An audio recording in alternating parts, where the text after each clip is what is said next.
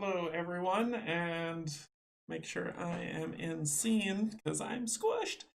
Hi everybody, I'm back to do another session of Canje Plays, and today we will be playing Arkham Horror, the card game, because Kate hooked me into playing Arkham Horror, the card game, and I spent a lot of money on Arkham Horror, the card game.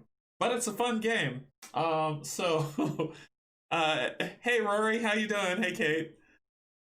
Hey Elizabeth, how you doing? So we're gonna get into Arkham Horror. This is the second time I've played this game. Last night was my first, and I know usually I like to play games for the first time with you all, but I think there was some nuance to this game that I had to get used to, and I worked really diligently with Kate, one of my Patreons, who helped me devise a deck to play the scenario with. Now, as you know, I'm a lore and campaign person, so guess what we're going to be playing? The campaign for Night of the Zealot.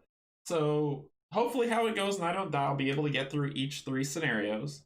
But otherwise, I'll be doing as far as I can until time, right? And then we'll move on and continue through. I spent money on you're a bad influence, yes.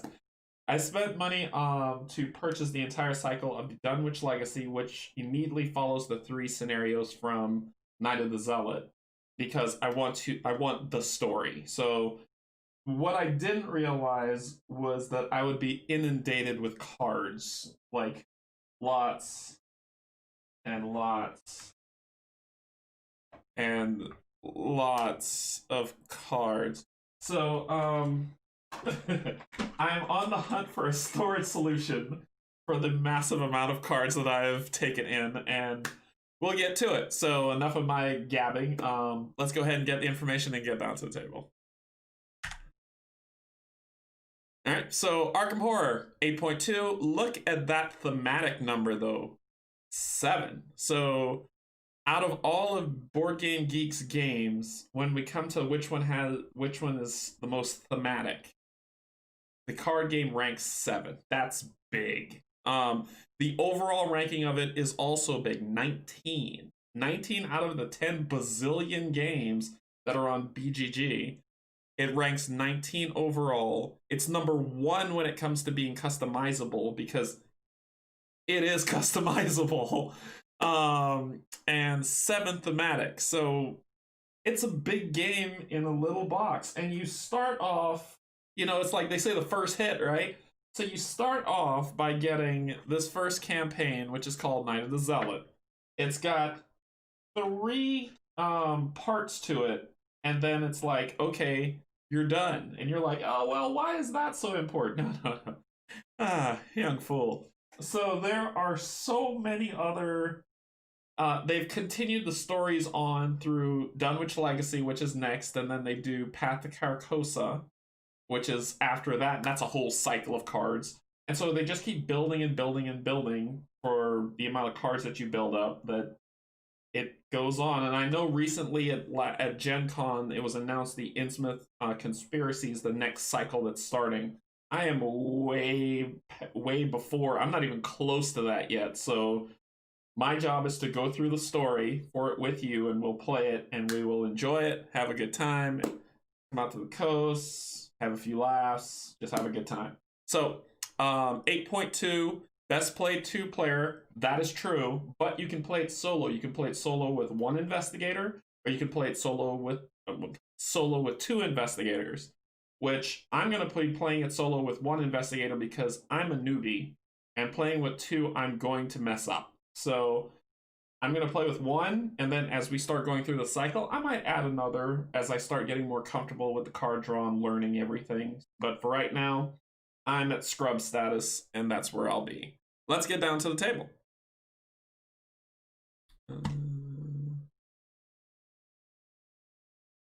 Okay, so this is your card setup. This is the table setup. It's nothing big, right? It's not huge. It's not anything massive, and I'll explain what all these things are. Don't you worry. So, but it's not a lot. That's the great thing about it. You can take it with you on travel and play this game. That's what I really like about it. It's like I don't have to pack up a massive box. I could just take like a small deck of like card holders, put that in there, and take that with me, and I've got an entire like campaign in a little box, and that's beautiful. I love it for that. So let's get into talking about who's who, what's what, and what the heck is all this stuff. First of all, we have our investigator. I have picked Jenny Barnes, and trust me, I went through a lot of investigators. So I have, while you get the core set and you get to, and inside the book, it comes with saying, hey, this is a starter deck that you can start with. Kate has been awesome, and she has helped me build a deck because I got Dunwich Legacy, and I thought, because I didn't know what I was doing, I also bought the first expansion of Path to Carcosa. No, I lied to you. The Circle Undone, which is way further out. So I got that as well, thinking, oh well, it's it's a small game, and I was wrong. So she's helped me build a deck here that contains cards that are for Dunwich Legacy, the base game, and I think that's it. The Circle Undone, there wasn't any cards in here for it. It was mostly Dunwich Legacy. And since we'll be going through Dunwich Legacy anyway, it works out. So here's what we're going to do. I'm going to introduce you to our lovely person. She is Jenny Barnes. So you see here, she has these numbers at the top. So this is the stuff whenever she has to do a test against something. Investigation, mental, investigation, fight, and flee, right? Running, dexterity. So usual stats that you see in a card game of any of these types, and these are the things that are her base. No matter what, this is where she starts. And notice there are no dice here, so there's nothing to really say, all right, well, how, so 3, and then we just build from that and go. In her deck, it helps her build up those numbers. Now, Jenny would be cool and all, especially with this lovely ability that you have that says Drifter. You collect 1 additional resource during each upkeep phase. I just do, right? And resources is what you use to use your cards, right? You use resources to play them, whether they're assets, weapons, or some items, and or allies. You use assets to play these cards. Sometimes you don't have to, and we'll get into all that. Don't let me not get ahead of myself. So she has this lovely ability, though, that happens. You see that? That's the Elder Sign, right? And it says, when I pull an Elder Sign, and I'll get into that in a second, the effect is +1 for each resource you have. So that means whatever test I'm doing, if I pulled an Elder Sign, how many ever resources that I have that Jenny is holding, it's +1 for every single one. Pretty awesome of her. She also has 8 health and 7 sanity. When she runs out of sanity, she goes crazy. When she runs out of health, she kaputski, right? So, and what's really great about the story is that it carries on no matter what. So if I go insane, there's a part for that. If my character dies, there's a part for that. The story continues and a new investigator comes. So on the back here, and I'm pulling out my glasses because I'm going to read to you something in a second. But on the back here, you'll notice, I probably need to take it off while it's here, that it says her deck size is 30. No matter what, there are 30 cards in here. And then it says if you're going to customize, these are the options that you can do whenever you're doing like upgrades and whatnot, because you can upgrade the cards in your deck. But these are required. Jenny's twin 45s, searching for Izzy, and 1 random basic weakness. So searching for Izzy is a card that kind of plays along with her story and her theme. And then the random weakness, which is what's in this deck, because I shuffle for shenanigans, is a random one that I'm going to pick while you watch me, and that's going to get shuffled into here. And if I pull that random weakness, I just got to deal with whatever happens. And that's pretty much Jenny. I mean, it says, Jenny Barnes has spent the majority of her young life in pursuit of creature comforts, fine dining, and the latest fashions. That all changed when she received a letter from her sister Isabel. In this letter, Isabel confessed that mysterious forces were aligning against her, and that she fears she may fall victim to some paranormal threat. It was the last letter Jenny received from her beloved sister. Jenny has since returned to the States to track down and investigate all occult occurrences she could find. Hardly a wilting flower, she has proven herself a crack shot as well as a fearless and clever investigator of the unknown. Until Isabel's disappearance is explained, Jenny will never relent in her search. So the dilettante, and yes, it does say dilettante, so don't think I'm being sexist. The dilettante, Jenny Barnes, is searching for her sister along whatever's going on in here, right? If you've played Arkham Horror, Eldritch Horror, any type of horror game that has to do with Cthulhu, you've run into Jenny Barnes at some point, or you've seen her card. Well, Arkham Horror, the card game, there she is. I'm putting this here, which I'll show you what that means in a second. Hey, Licator, how you doing? So this is health, right? Resources. This is investigation tokens or doom tokens, because they have two-sided, and this is sanity. So as I lose sanity, I'll add it on. However, you know I don't do that because I hate adding stuff. I like using dice. So that will be for her health. No, it's too light. Health red. Sure, sanity blue. Health red, sanity blue. And that will be what she has. Oh. You know, 8. If you want to use 8, there's more than, you know, there's only 6 digits on one card, on one pair of dice. So I'm smart. And 7 for her other one. So there you go. 8 health, 7 sanity. I'll be using dice, not these things. But I will be using resources and doom tokens and whatnot as we go. Doom tokens. You see this number right here? I don't want to pull this up yet until we read it, but you could barely probably make out a number right here. If those doom tokens hit that amount, so if I say, this one's saying 3, so if I put 3 doom tokens on here, the agenda advances. Agenda bad. Agenda lose. Just keep that in mind. The act card, if I put my investigation tokens on there that matches, act tokens good. Act tokens win game. So we will win the game if we do that. It's kind of like unraveling as a story. And there is a round sequence that goes in here. I know I'm sounding jumbled. Stay with me, and when we play, it'll become all apparent. So the round sequence goes. I had so much of this game, Lord of the Rings, sitting on my shelf. I need to get it to the table more. Yeah, I've had this one, and I was like, okay, well, I want to do it, so therefore, let's see. If y'all see anything weird or any type of buffering, let me know. Because remember how YouTube acted weird during Jaws of the Lion? So hopefully that won't happen. So we have 4 phases. The Mythos phase. Phase of Pain is the Mythos phase. A Doom token is automatically drawn. Check if it advances the agenda, and then we draw an encounter card. The encounter card is this deck. Bad things in this deck, always. Always, always. So after we get through that is the investigation phase. That means we get 3 actions to do something. 3 actions. Moving is an action. Investigating is an action. Anything we do is an action. So we get 3 actions. After that, the enemy phase. If there are enemies or monsters at us, we will basically engage with that enemy and they will attack us. And then the upkeep phase, we reset everything, rinse and repeat. And that is the phases. And then the actions you can do is actually on the back of the card. I can draw a card or gain a resource, not both. I can play an event or asset from my hand. I can activate an ability, move, investigate, fight, or evade.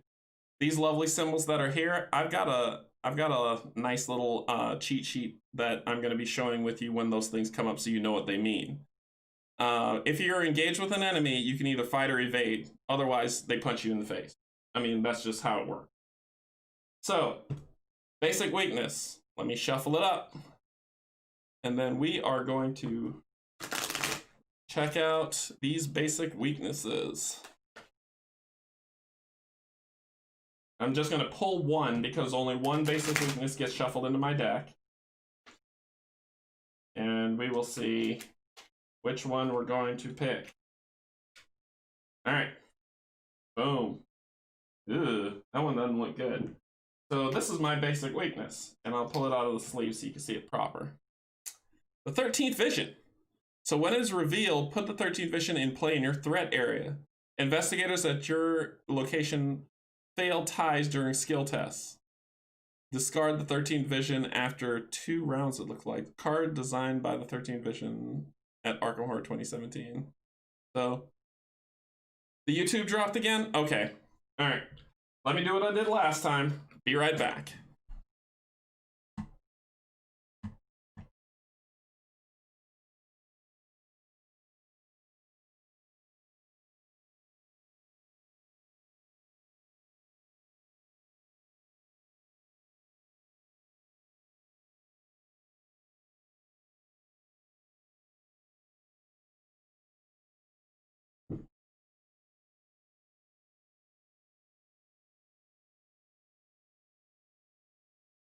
Let's see if it worked. It worked? Alright, am I back? Can you see me? Am I good? No weird stuck stuff? Oh, it's on your night off. Okay, I'm back. Cool. You can hear me. Thanks, Rory. Sorry about that. Yeah, I don't... It's weird. It's like... It's not... I don't think it's YouTube. I think it's OBS. There's a connection between OBS and YouTube that gets wonky. And it connects really fine, and then I have to shut off OBS and then bring it back up, and blah, it works. So I'm sorry that happened. I'm glad you're all back.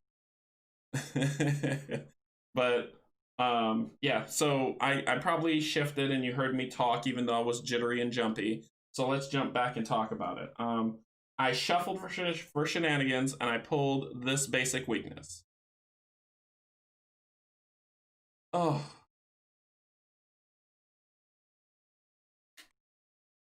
Why? Okay, why are you...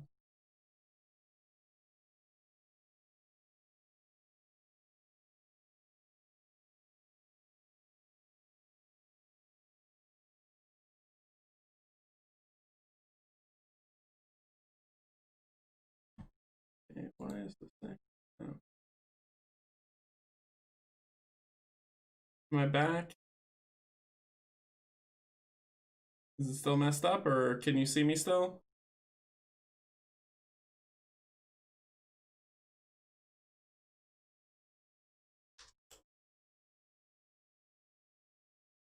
All right, let me try it one more time here. Let me try it one more time and see if it takes care of it.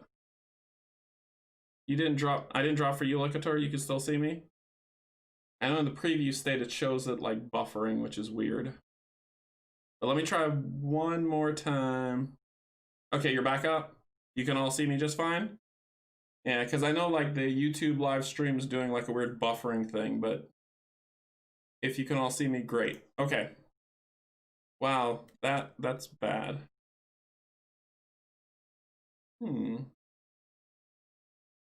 Okay, cool. All right, if it messes up, let me know immediately. I'll do another restart because I just killed my connection and reconnected. Everything went green, so it looks like it's kicking out the right amount of stuff. It's just YouTube might be acting funky. So, all right. I pulled... Okay, all right, Elizabeth, thanks.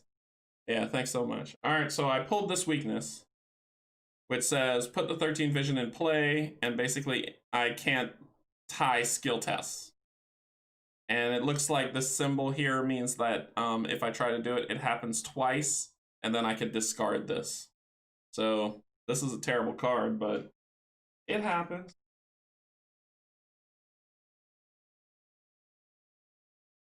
When you chatted on Discord. Yeah, I don't know what's going on. Like it's acting real funky. Oh, it takes 2 of my 3 actions to discard it. Ew. See, I'm learning. The symbols I'm learning slowly. Slowly. It takes 2 of my 3 actions to discard it. So, no. I might leave it out and hope that I don't tie. Because, so it might not be that bad. There's a basic weakness in there that says throw away all your assets that you have, and I'm like, no. So it shouldn't be too bad. All right. So this I'm throwing all over the place because, you know, I don't know how to shuffle a deck. And I kept these ones sleeved. I usually unsleeve all my cards because, you know, they have that lovely reflection. But I kept these sleeved because they were easier to shuffle sleeved. Like, they're harder to shuffle when not sleeved. All right. So, I'm going to draw 5 cards, and I know I haven't gotten into any of these stuff up here, and you're like, Canje, you're about to start playing. You haven't talked about any of this stuff. We don't know what you're talking about. You are a terrible streamer.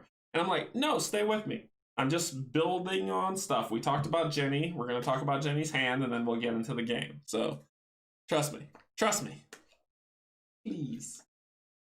Soon. All right. So we draw 5 cards. 1, 2, 3, 4, 5. This goes down to be our deck, right? And from those 5 cards, we have the 45 Derringer. And notice, you see that number at the top? That's how much you have to pay to put it out. That's how much resources you have to pay. This number here, this is something interesting we're going to get into in a second. Now, if I pay this 3, I get to put it in my one hand, and I get 3 ammo on it. I can spend 1 ammo as an action. I could spend 1 ammo to fight, and I will get +2 fight for this attack. If I succeed by 2 or more, this attack does +1 damage. What does that mean? On my action to fight, and I spend an ammo, and I get +2. She has, notice in her hand here, she has 3. I will get +2, which is 5 to fight. Then I need to draw chaos to see if I'll make it or not. Get to that in a second. Hold on. And if I get if I'm two or more beating the test, I get +1 damage. So let's say there's a monster that has, he has 5 health. And I have 5, right? And I draw from the chaos bag a +2. So then I have 7. Well, I will hit him for 5, +2, 7, and I just obliterate the guy. So that's 1 card. The next one is Contraband. So it costs 4. It's an event. It costs 4. It says, choose an asset controlled by an investigator to your location. Double the number of ammo or supply tokens on that asset. Ooh, how they gel so well with this card. So, awesome. Next up, which means I get more ammo. Quick thinking. If the skill test is succeeded by 2 or more after it resolves, you may immediately take an action as if it was your turn. So I get an extra action if I do this, and this is a skill, right? Next up, Hard Knocks. It's an asset that I also can put out. Now, you can have 2 one-handed weapons, 1 two-handed weapon, 1 headpiece, 1 chest piece, 1 leg piece, just like armor, like you're building it out. But when it comes to your assets, you can have as many as you want.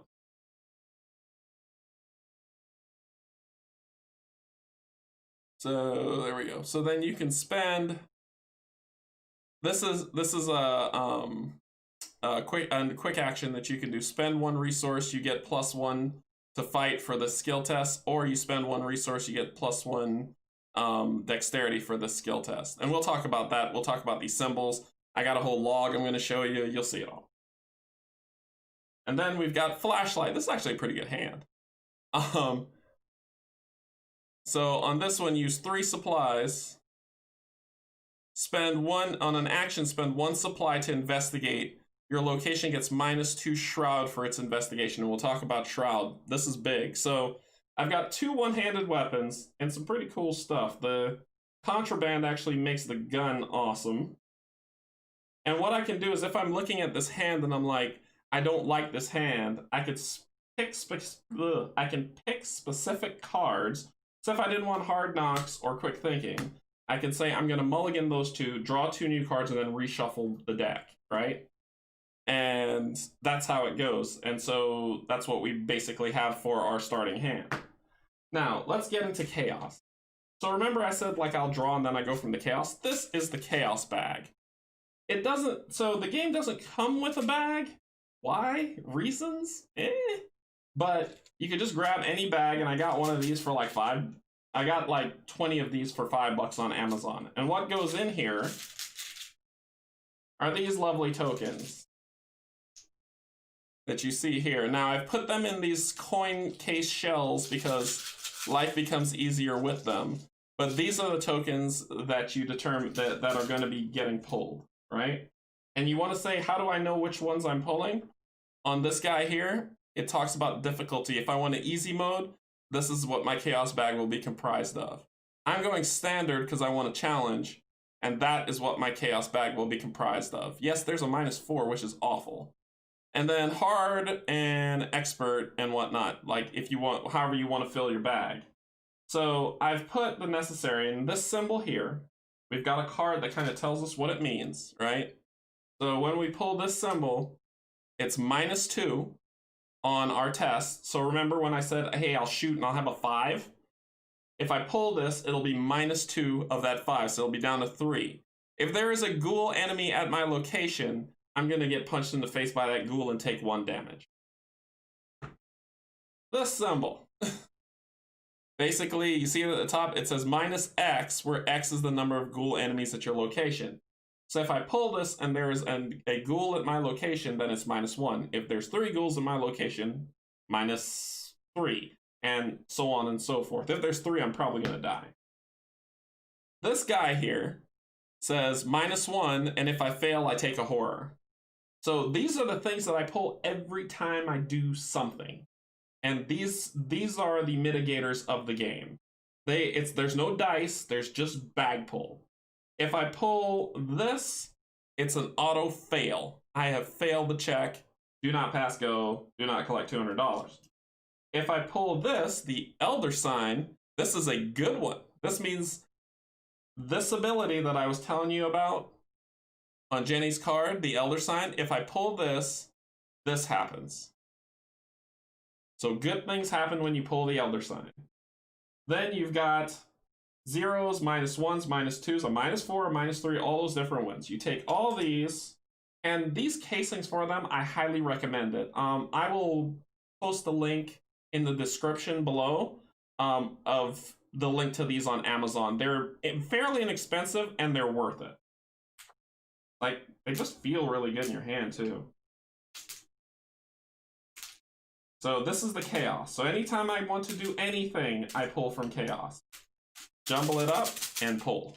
And it's like when you pull one, you don't leave it out. You put it back in the bag, and then you shuffle it and you do it again. There's no keeping things out of the bag per round. That doesn't happen. This game is cruel, and it's hard. So that tells us what happens. This is our starting location. This is the map, right? So we're starting off in the library, and I did not grab Jenny's little snippet thingamadoohickey. So we start off in the library. Sorry, the study. There she is. We start off in the study, and we have 3 actions to figure out what's going on based on the story that we have. Where did you get the cool covers? Elizabeth, I'll put a description in after playing through tonight and below so that you can see exactly where I got them and you can purchase your own. There, like I said, they come in. This is how much you get. Like, I've only used these for Arkham Horror so far. And that covers every single one of the Chaos tokens that comes with the base game. So I've got even more rows to do, so they're well worth the money.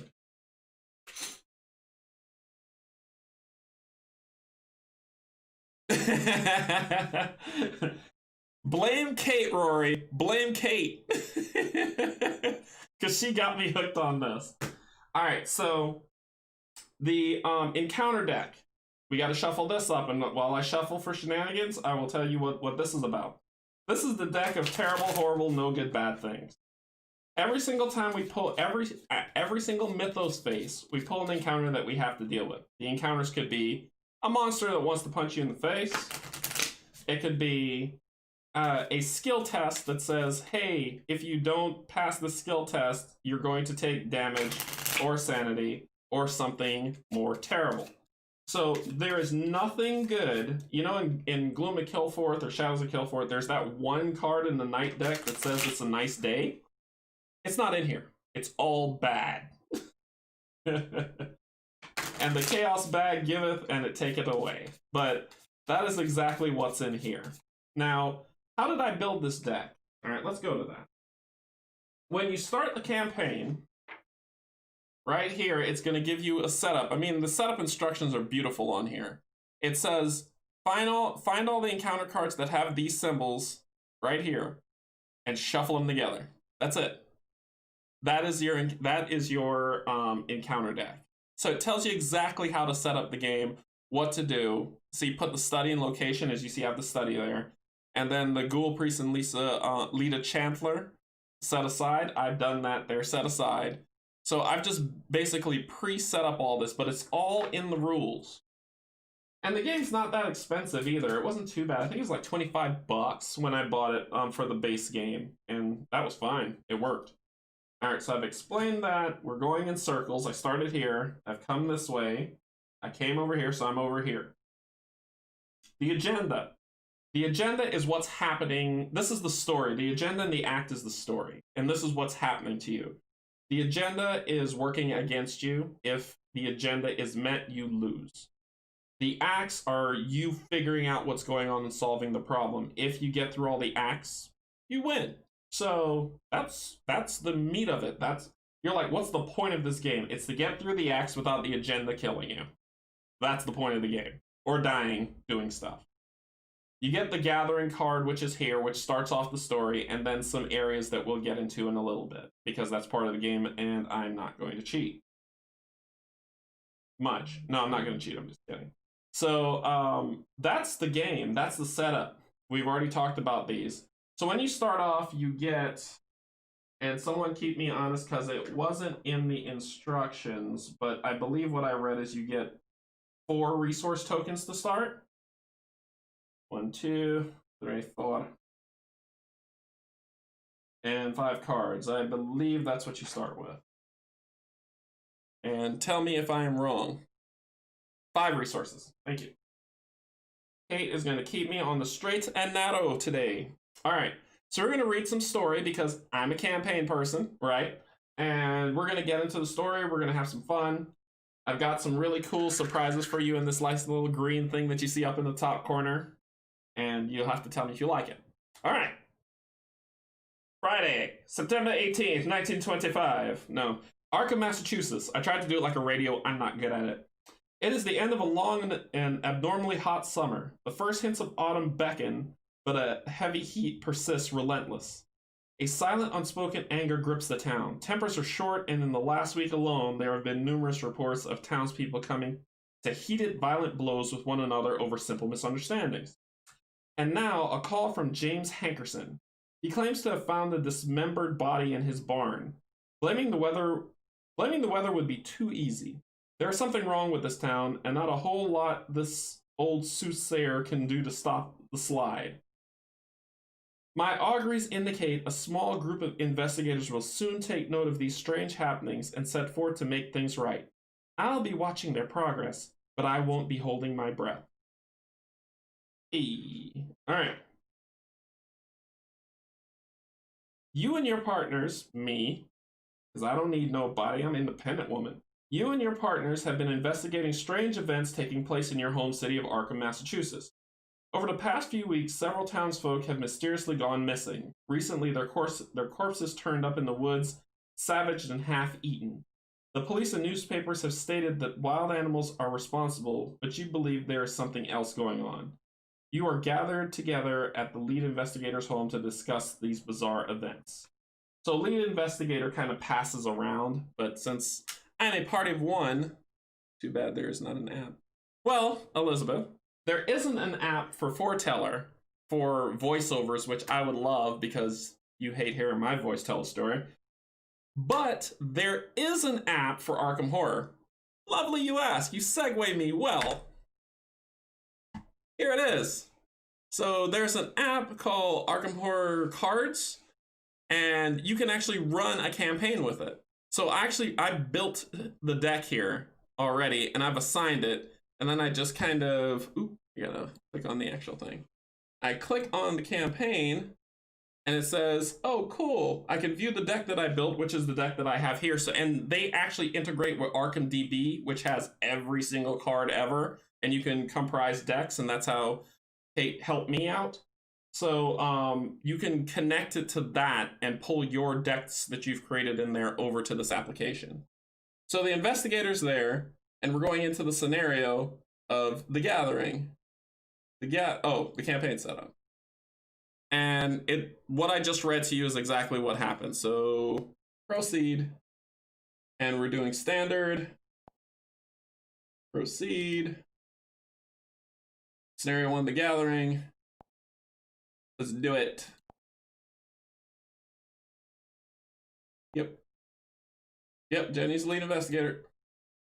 And then it tells me how to set up the game. So you see how it walks you through getting everything good?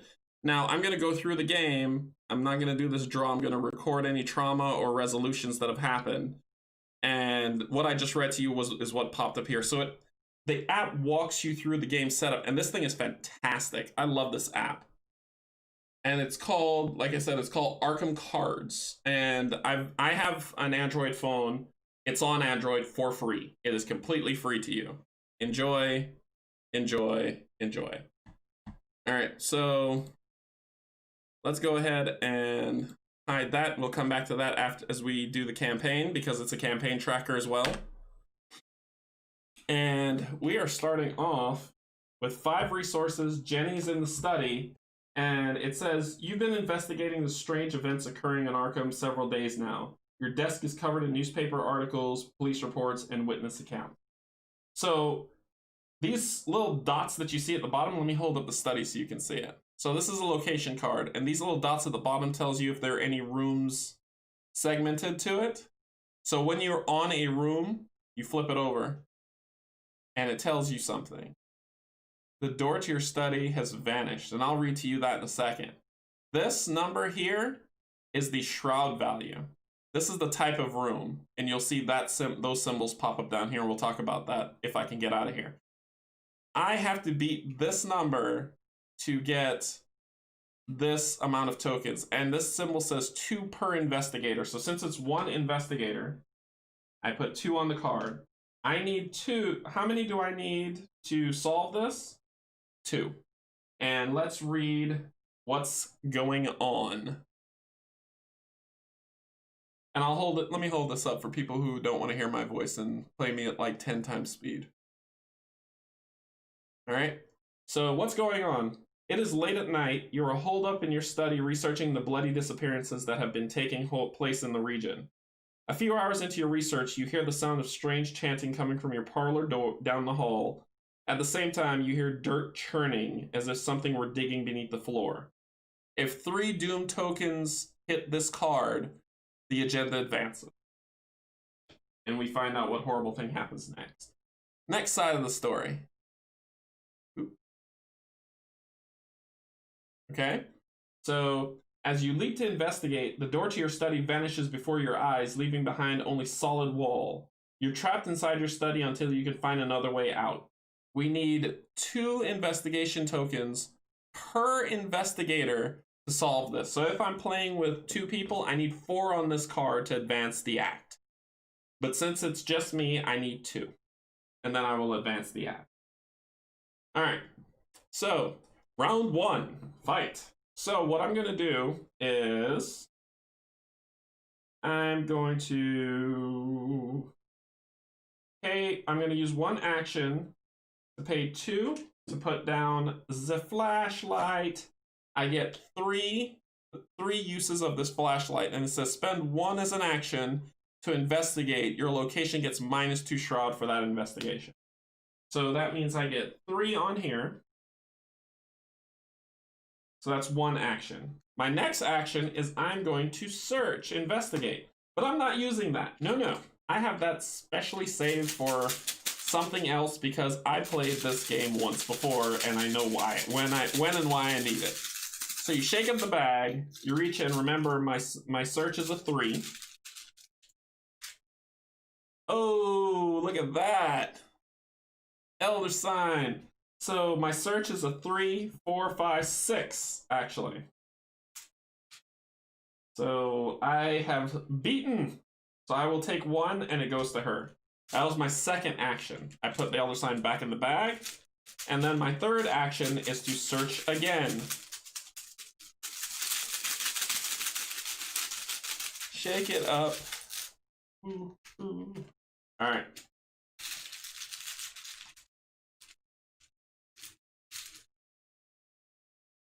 It is -1 if you fail, take a horror. Well, her search is 3. -1 is 2. That matches that perfectly. Everything is hunky-dory. I get the second one. Hey. So now you're like, okay, well, you have to use an action to forward the act. No, I do not. I can do it at any time I want, and I'm going to do it now before I have to draw foolishness. So I'm going to commit these two to this act to find out what happens next. So I put these back, I take this thing, and I flip it over, and then we talk about what happens. So more story, and next set of stuff that happens, right? The door on the floor. You notice that the edges of your newly purchased rug are tattered and mud-stained. Finding this odd, you shift the furniture aside and pull back the rug. To your surprise, you see the floor leading out of your study. You slowly turn the knob and the door swings open, revealing your hallway below. You jump through the doorway, landing on your feet on soft dirt. The door to the study slams shut above you. The smell of burning wood fills the narrow hall, intermingling with the scent of rot and decay. Alright, so it says, put into play the set aside hallway, cellar, attic, and parlor. Discard each enemy in the study. There isn't any because I'm awesome. And I did my 3 actions, so I flip it over to the gray side saying I'm done.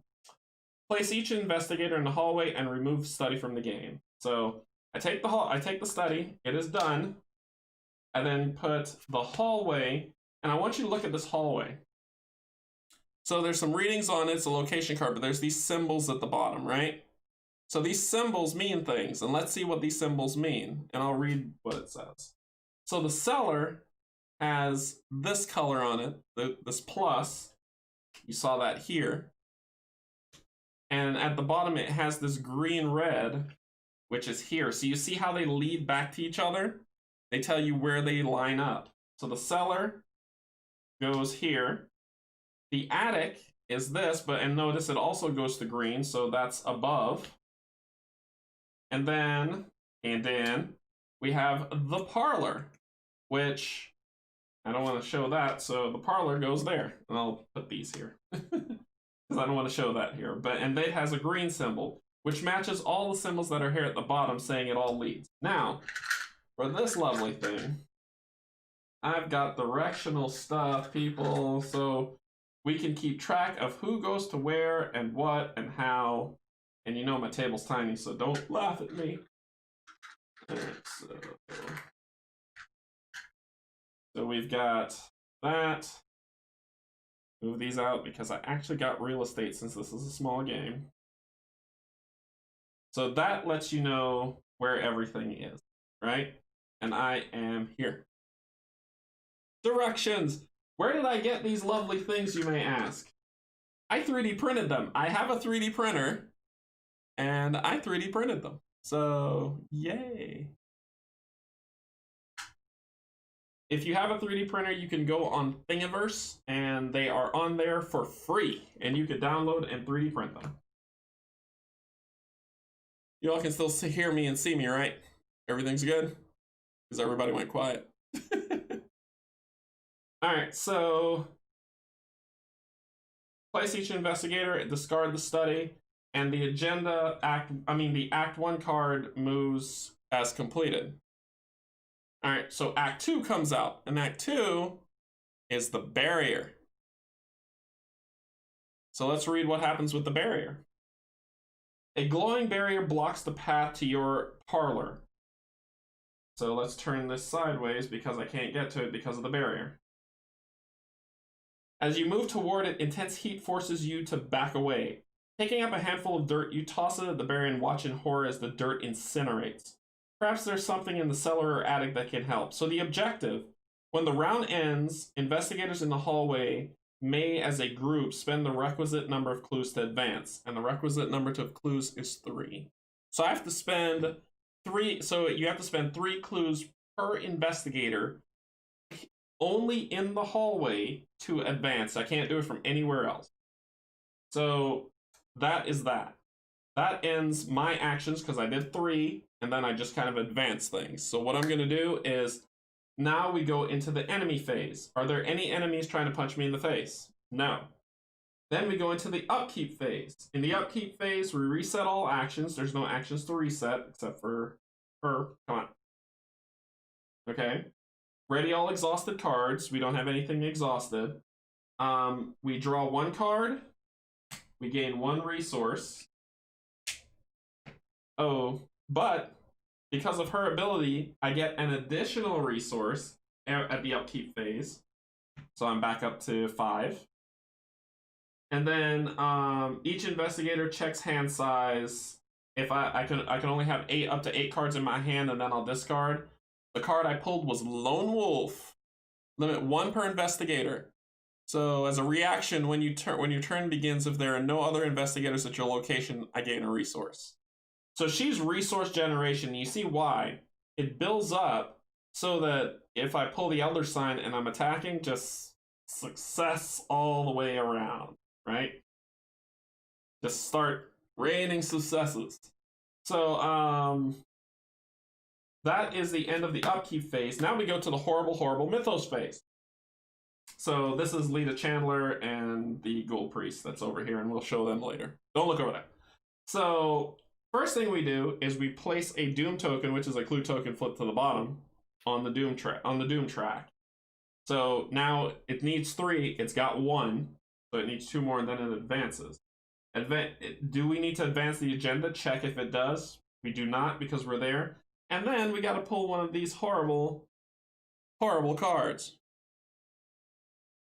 Oh, and I didn't turn over the hallway card. What Kate was talking about when I flipped the hallway card, it has a shroud, but it has no clues in it, so it's pointless. And you only flip over the cards of where you've been. Notice there are these ones, and I haven't flipped these yet because I haven't done it yet. Hey, look! Swarm of rats! That is...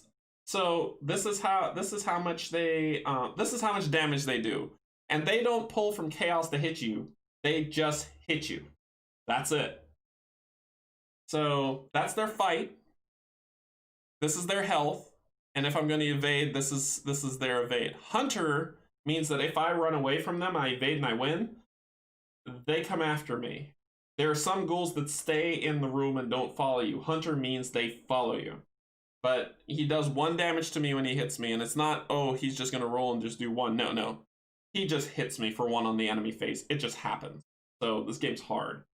When this comes out, it goes into my threat area, me, right in my face, but I like putting them in the room because they're going to hunt me down, but it's supposed to go in my area because it's my problem. But other investigators can come and help you and kill these things so you don't feel like you're alone. It has 1 health, and it's not its turn yet for me to deal with it. But I need to deal with it because I don't feel like getting punched in the face. So that is the Mythos phase. Now the investigator phase, I get 3 more actions to do. Wheel. I was hoping to build up to put these 2 down, but I probably need to do it in stages.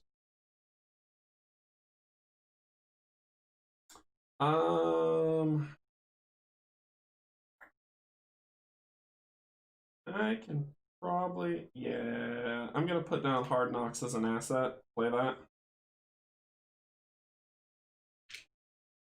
And remember, Hard Knocks says, as a free action, I could spend 1 resource and I get +1 fight for this skill. Because I'm about to punch this guy. So that's my asset that I have put down, or else it attacks you if you play a card, unless card is fast. Oh. Oh, that's right. I can't play a card. Look, see, I'm already messing up rules. That is right. I can't play a card.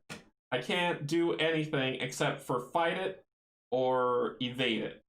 if I try to do anything, play a card, walk away, search for something, it's going to attack me. So me trying to play Hard Knocks, it would have hit me for 1. So I'm not going to do that. My first action is to fight it. Skill test. So I just have to beat a 1, which is its fight, right? And I have 3. I say just, right? Just. I just. 0. So 3 minus 3. And I can, so, and that's where this comes in. You see this thing right here? The symbol? What I can do is, prior to pulling from the chaos bag, I can commit cards to help boost my fight. I lose the cards, which means I discard them, not lose them as lose them in the game forever. But I can say here, I can say, okay, well, I'm about to fight. I'm going to commit can't or take attack. Yeah, I can commit this 1 card to boost my fight by 1 if I want to. So when this chaos bag does like what it did to me, where I just got a 0 on it, awful. So that was my first action, wasted. I don't want to lose anything in my hand. I don't want to lose anything in my hand. I want Hard Knocks. I want Hard Knocks, and I want the Derringer, which has fight. So I'll do it again. Yeah, I remember. I remember after you put it the first time where you were like, can't do it, can't do it. So, here we go. So that's -1, which knocks me from 3 to 2. I defeat it, so it is beaten. Goodbye, you useless thing, because I only have 1 health. Oh, and this is what Kate was talking about, right? No matter how high your number is when you hit, so if you say, I commit 5 cards to this thing that boosts my fight up to 10, when I'm successful, I just hit it for 1. That's it. I don't hit it for any more than that. This thing had 1 health and I beat its fight, so I was able to beat it.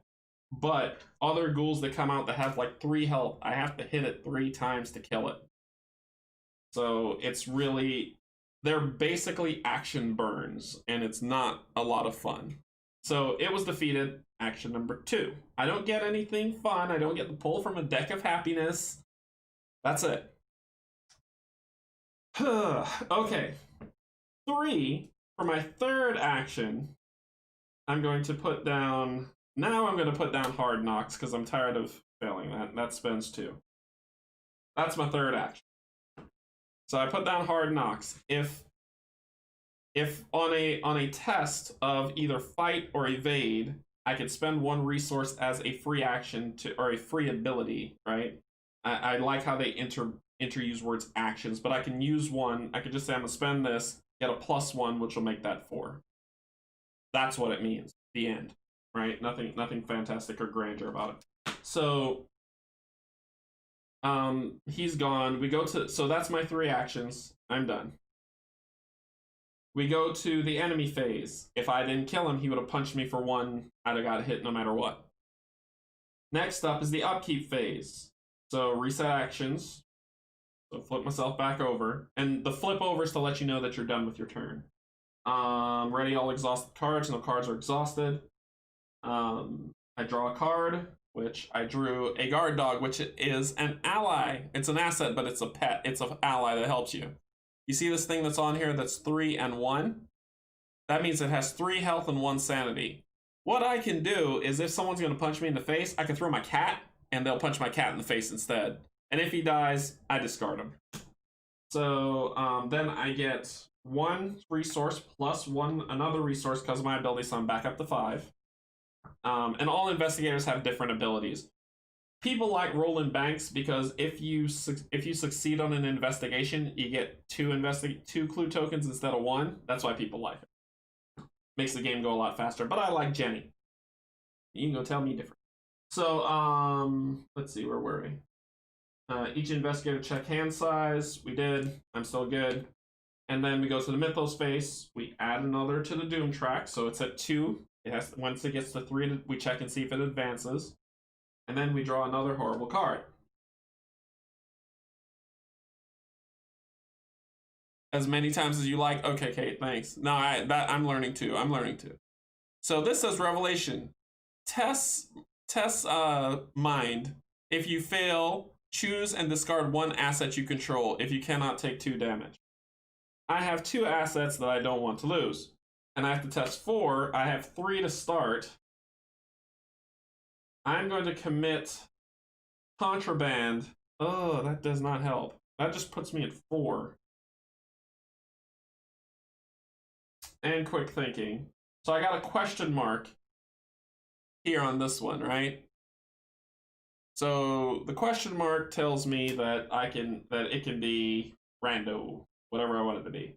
So I'm gonna put these two. I'm gonna commit these 2 cards, contraband and quick thinking, which means I discard them to put towards that test because I don't have any other mind ones to do, and that puts me at 5. So I have to beat 4. I have to beat 4. I'm so nervous. Oh god. I got. -1. So I hit 4. Woohoo! I did pass. Oh my goodness, that was awesome. So this card goes away. Far, far away from me. And that ends it. Then we start the new round. I want this card dog out so bad, or my gun. So, I'm going to move as an action, and I'm going to go to the attic. So when I move and go to the attic, I then take a look at the attic card, which says, a smell of rotten meat assaults your nostrils as you approach the attic stairs. And then we flip it. Yes, arrows show connecting locations. Yeah, did I miss something? Whoa. Whoa, to the dog out came back in, and there are arrow things. What are those? The arrows show the connecting locations, and the dog thing is a card in my hand that's my pet. That's correct. I 3D printed the arrows, and you can too. It's on Thingiverse. I'll link that also in the description after the stream, so you can see that one as well. So we flip this over, and we get this awful thing. After you enter the attic, take 1 horror. Awesome. The bloody carcass of a malformed beast swings from a meat hook chained to the ceiling. Blood drains slowly from the carcass, dripping into a small barrel. And there's a victory point on there. I'll explain that if I survive this campaign, or even if I don't. The shroud is 1, and there are 2 tokens in here. So, and remember, we need 3. There's 2 in here, the shroud of 1. So my first action was 1. My second action, search, because I'm trying to get out. So remember, I have 3 -2, because this thing says 2, and if there's a ghoul there, I take 1 damage. There's no ghoul. So 3 -2 is 1. The shroud is 1. I do meet it, so therefore I am good. And let me pause for a second here and show you something.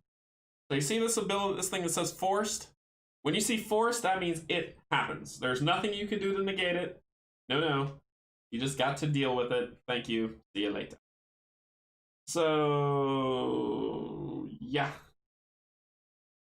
My third action. Oh, but it's just so pretty. My third action. I'm trying to get out of here. My third action, I'm gonna search. I'm gonna search. I'm gonna regret doing this too. +1. Hey, look, something good. So I succeeded on that. So I've got 2. And I'm like, oh, really? I got 2. This is great. I can get out of here. But nope, I need 3, and I need to be in the hallway. So that was 3 actions. I'm done. All right. So remember, 1, 2, 3 to search. I got 2. There must be more in the cellar, so we'll. Oh, and I took a horror, so I'm down to 6.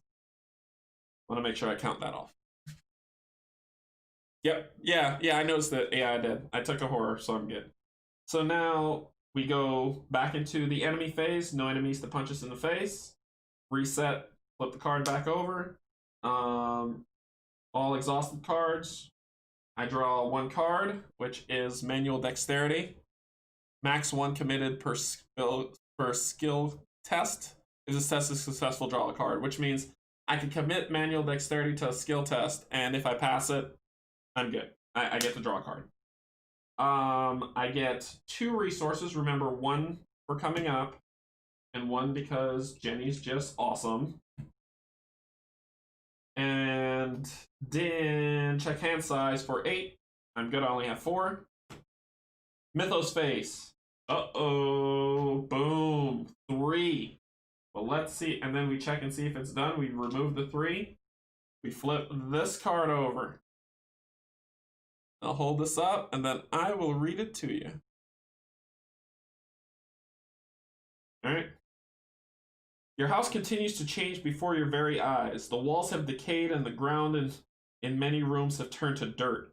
It's almost as if you have been transported somewhere else entirely, although every now and again you recognize elements of your former home.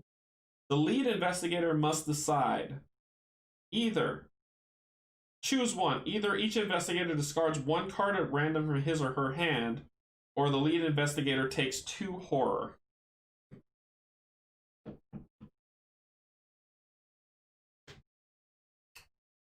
I don't want any horror because, like I said, I played this one, so I kind of know what's coming. So I'm going to randomly get rid of something. And she has 7 horror. Plenty horror. Yeah, it's great. No, it's not. It's not. It's not good at all. But I lose my gun. Why not? Why not? What? Anyway. So that ends, and then we go to Agenda 2. It needs 7 doom, which means something bad is coming after this, called Rise of the Ghouls. The floor beneath you is giving way, and you see a vast network of tunnels twisting in the darkness below. Shapes and silhouettes of strange creatures move swiftly through the tunnels, trying to find a way up. You probably don't want to be here when they do. So 7 doom tokens on there, and that advances. Oh, and then I gotta pull one of these things. Dissonant voices. Put dissonant voices into play in your threat area. You cannot play assets or events, and force at the end of the round discard it. So, yay, yay. And I cannot play any assets or events. It didn't say I can play it. I can't. And I have assets and a skill. Awesome. So, my turn. 3 turns with a problem. The first thing I'm going to do is move back to the hallway because I can't go here. There's no arrow. So, arrow hallway. Second thing, at second action, is to go to the cellar. And the cellar says, the stairs leading down to your cellar are slick, and they glisten with a thin layer of ice. So, blood in the attic, right? What's in the cellar? Oh my gosh. The cellar. A shroud of 4. See why I did the flashlight? And 2 investigation tokens are in here per investigator, but I only need 1. After you enter the cellar, take 1 damage. So I go from 8 to 7. Awful place. This is my house. I didn't order this decoration. Anyway, that's 2 actions to get there, and I took a damage. So it says I cannot play. You cannot play assets, but I've already got something out. So it says you can't play any, but it didn't say I can't use any. And this is where I got kind of confused, Kate, was that this said I can't play any, which means I can't put any down from my hand, but it didn't say I can't use any. So I'm just going to believe that's true. And I'm going to use one of these guys. So spend 1 supply to investigate. your location gets -2 shroud for this investigation. So it's 4 minus 2, so it's 2. So it's 2 to my 3, and I cannot commit Jack to help out, but it's 2 to 3. So my investigation action was to use the flashlight.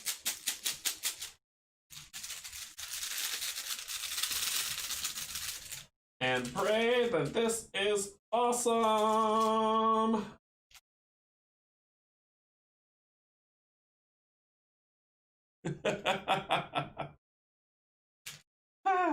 Zip. I'm just gonna put this over here. I'm not gonna talk about it. I'm not gonna talk about it. It didn't happen. Nope. Okay, enemy phase. No enemies around, because that was my 3 actions. So remember, 1, 2, search 3. So reset her. Exhaust any exhausted card at the end of the round. Discard this trash. Then get 2 resources and a card, and the card is I'm out of here. Play only if there is a scenario card with a resign ability in play. Resign, get the out of here. So if there's a resign ability, Rory, I know. I try my best. So, I'd probably use it for this, if anything. But the resign keyword that shows up, it's not in this first one, so I can't just be like, I'm gonna GTFO. So this is what I got. So that's the cards. Doom. Check for Doom completion. Draw a horrible card. Hey, look, it's a ghoul. It's a ghoul. It spawns in the attic. Oh, thank goodness. It doesn't have hunter or prey, so it's not going to follow me. I'm not in the attic. But it is. So it spawns in the attic. It has 4 to fight, 4 health, and 1 to evade. When you evade the ghoul and they don't have hunter, when you evade them, you run away and they just stay where they are. They're dumb. But yeah, it would hit me for 1, and when it hits me, it would be 1 damage and 2 sanity I lose. Thank goodness I'm not there. So that's not my problem.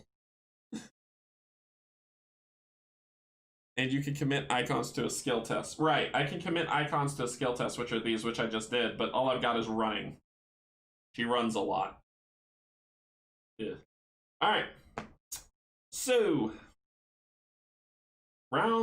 next round. Let's do this. As an action to investigate. It's down to 2 again. Come on. Come on, please. -1. Thank you. It goes down to 2. I get it. So that's 3. That's all I need. Bye. Action number 2, coming here. Free ability to spend the 3 on this card. We flip this over to see what happens next.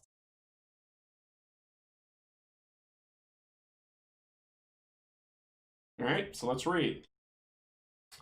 Breaking the barrier. Using the barrel from the attic of blood, really? Ew. You carry ice and snow from the cellar and hurl it at the barrier. The barrier sparks and shudders as it consumes the ice, then hisses and fades out of existence. The barrier blocking the parlor has vanished, revealing the parlor.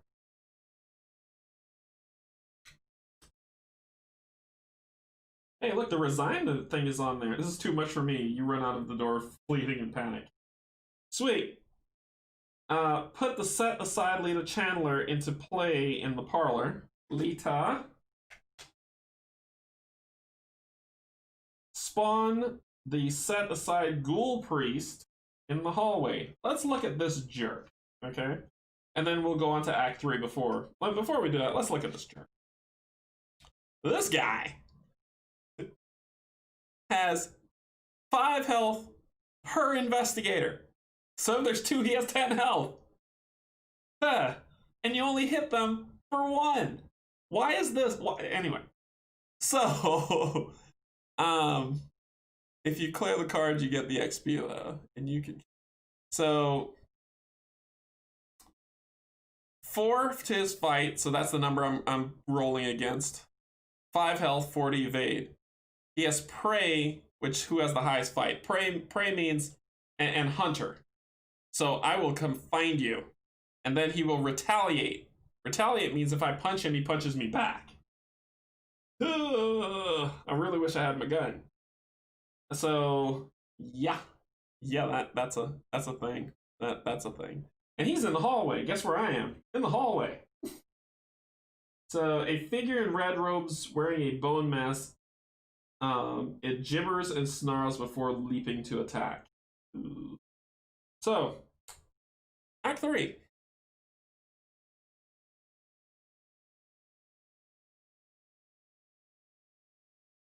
Okay. What have you done? A woman with a torch stands in your parlor, a glimmer of hatred in her eyes. What have you done to my barrier? She screams, furious. Before you can answer, a ghastly wail sounds behind you, and a creature wearing robes and a deer skull mask tears through the wall, advancing towards you. Objective: if the ghoul priest is defeated, advance.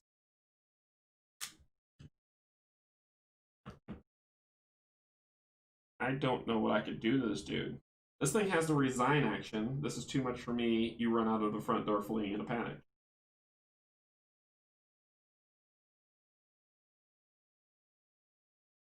It says on the parlor, it has resigned. This is too much for me. I get out of here. While Lita Chandler is not controlled by a player, she gains an action. It takes an action to parlay with her, a test of 4 for your influence.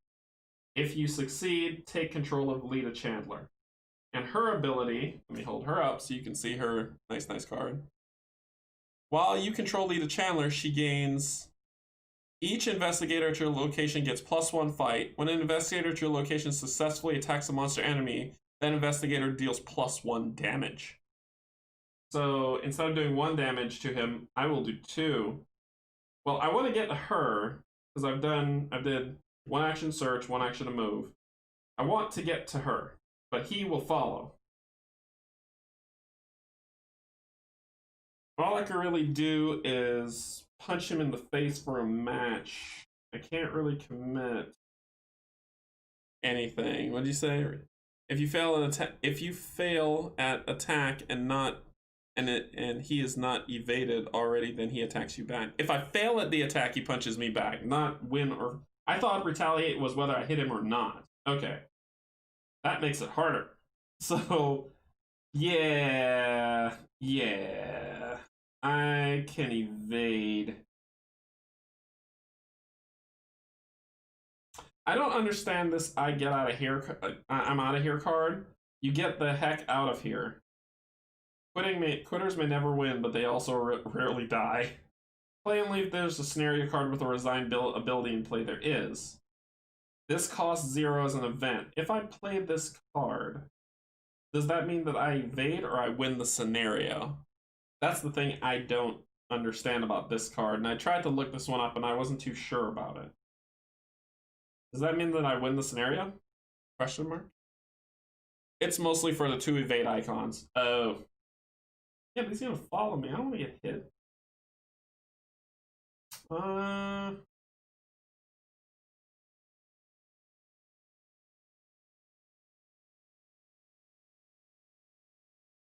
Sure. I'll evade him. I'll evade him to go to Lita. So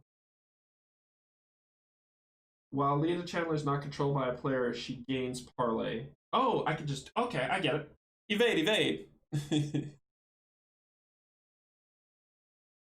Evade. So I'm gonna commit these 2 manual dexterity, and I'm out of here to this check to evade him. I have 4 + 3, 7. I have 7 to his 4. We're going to run. We're going to run away. We're going to run away now.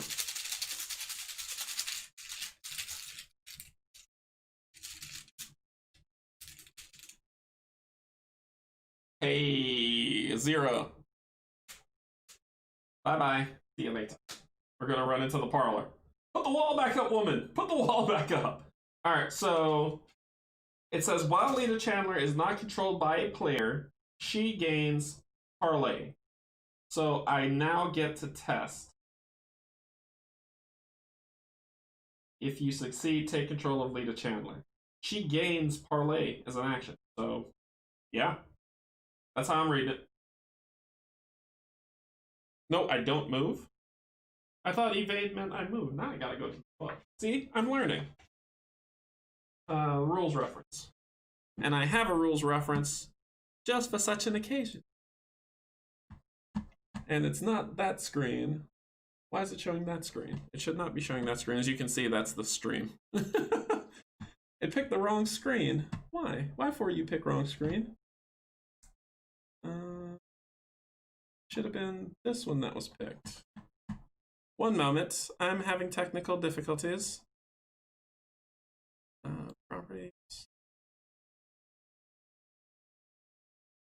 Yeah, it should be this one. This should be the screen that it picks up. And the rules reference, because rules are good. Evade was your third action. The Ghoul Priest is exhausted, but you don't move. Move is another action. Yes, Kate is teaching me how to play this game, but I could have sworn evade lets me get away. Ooh, I played wrong last night then. So let's go to evade. And let's let the rules tell us how this works. Sorry if I'm making people mad because I'm not playing like a pro, but I'm not a pro. Let's see. Engage, exceptional, evade. Evade is an action an investigator may take during his or her turn to evade an enemy. Engage investigator makes an agility check to see if they can. If the test is successful, the investigator successfully evades the enemy. If this test fails, the investigator does not evade the enemy and it remains engaged with him or her. So the investigator successfully evades the enemy, see below. If the ability automatically evades one or more enemies, no skill test is made. Anytime an enemy is evaded. Anytime an enemy is evaded, whether by an evade action or a card ability, the enemy is exhausted. If it was ready and the engagement is broken, move the enemy from the investigator's threat area to the investigator's location. Oh. Unlike the fight and engage. Okay. Gotcha. So, he no punch me in enemy phase. Okay. We're on the same page. So basically, I stay where I am. He tried to swing at me. He missed. So he's exhausted. And that means on the enemy phase, he doesn't attack because he's exhausted. All right. So that's my third. I go nowhere. Then we go down to the enemy phase. Does this guy have Hunter? Nope. So he stays in the attic like a jerk. This guy here is exhausted, so he's not going to do anything to me. But you will have to evade him again at your first action. Yeah, I know. I know. I definitely know. So he can't do anything to me. I'm safe for now. Please give me weapon. So now we go to the upkeep phase. On the upkeep phase, we refresh everybody. Ready all exhausted cards. We get 2. Do you see how she builds on resources? And the deck is built around using these resources to punch something hard. So then she gets 2. She gets a card, which is not a card I care about, but it's for searching. I'm done with searching. Oh, no, I'm not. I can use this for parlay. Okay. What else do we got? And then Doom token. Draw a horrible card. Rotting Remains. Test mind for 3. For each point you fail, take a horror. Ooh. Okay. Do I have anything I can commit to mind? No, I do not. So this is a straight up pull. Straight up pull.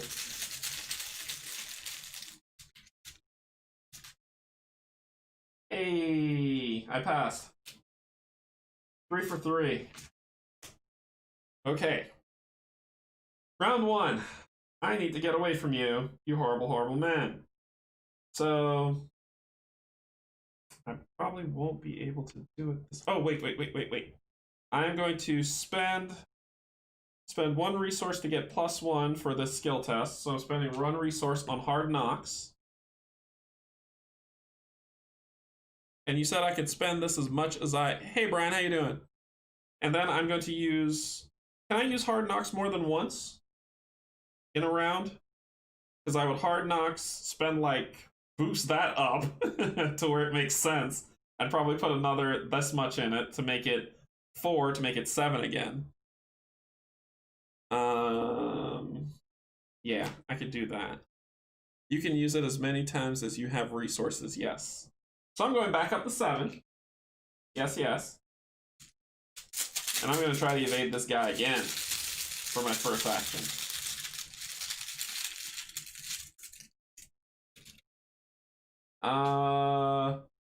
-X the number of ghoul enemies at your location. He is a ghoul because he's the ghoul priest, so -1. I succeed. And he is exhausted again. Bye, jerk. Then I'm going to do my second action. I really want to punch him in the face. No. I'm going to come over to Lita. And then my third action is to be like, look, come on. So help me. And I'm going to commit perception to that parlay. For 4, I'm at 5. So I'm at 5. What'd you say? Yes, it is a free action. Get Lita.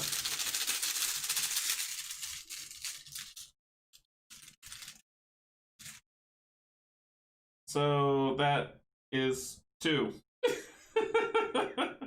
And I needed a 4 to win her over.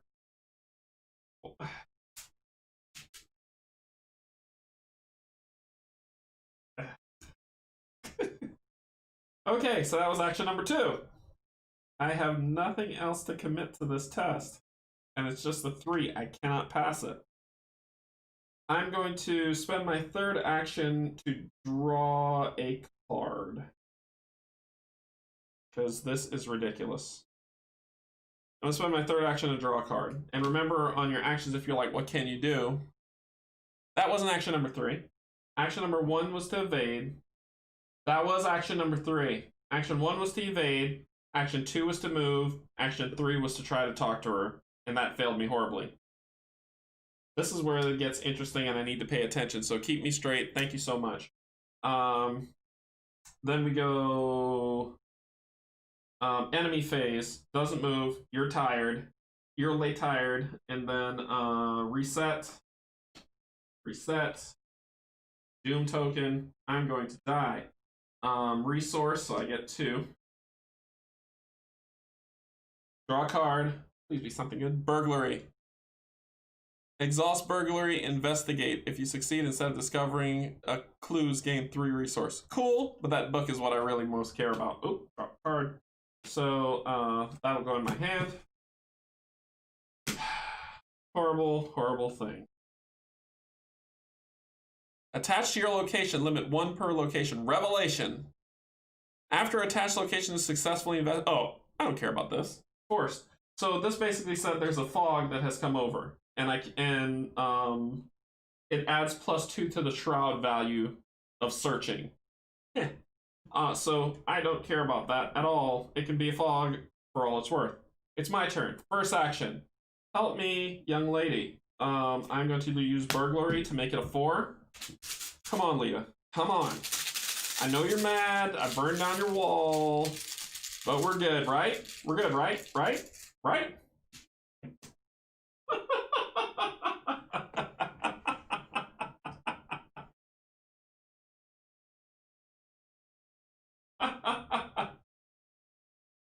Oh, -4. So that was action number 1. Action number 2, I'm going to draw a card. Oh, and it's a book. It's Leo. You may take an additional action during your turn, but it costs 6. I have 6 resources. This is going to happen. Action number 2, is I'm gonna play Leo. 2, 4, 6 to put Leo out. And it says you may take an additional action during your turn, as Leo is my ally. So he comes out. I can take an additional action. So that was action number 2 of 4. Because now I can take an additional action. Item number 3, I'm going to draw another card. Find clothes. Reduce the difficulty of skill tests you perform during parlay actions for 2. Oh, that's action number 3. Action number 4 is I'm going to play this in preparation for what comes next.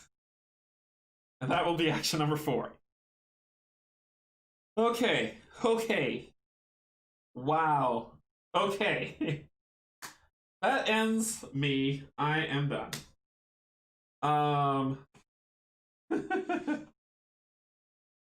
I can only play 1 card a turn? I thought I could. As an action, I can play whichever I want.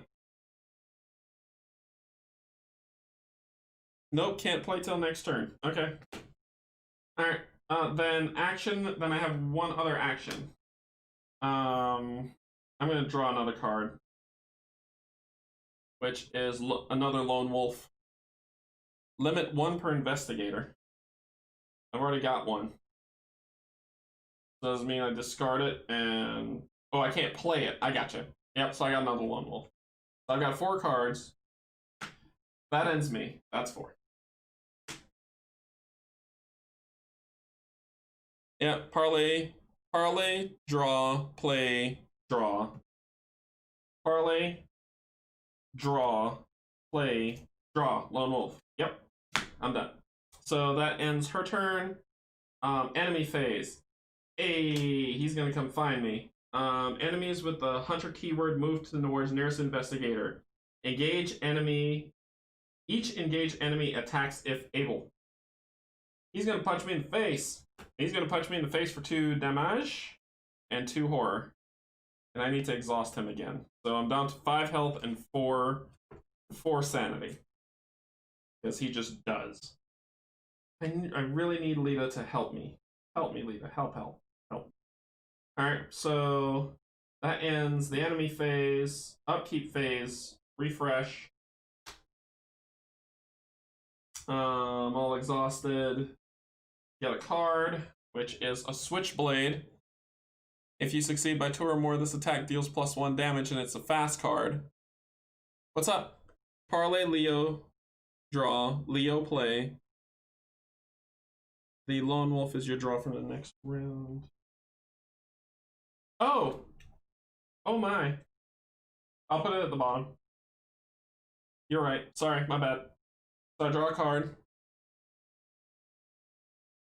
So I get the switchblade. Like I said, I'm learning. I get 2 of these guys, which is 5. And that is upkeep phase. Everything is good there.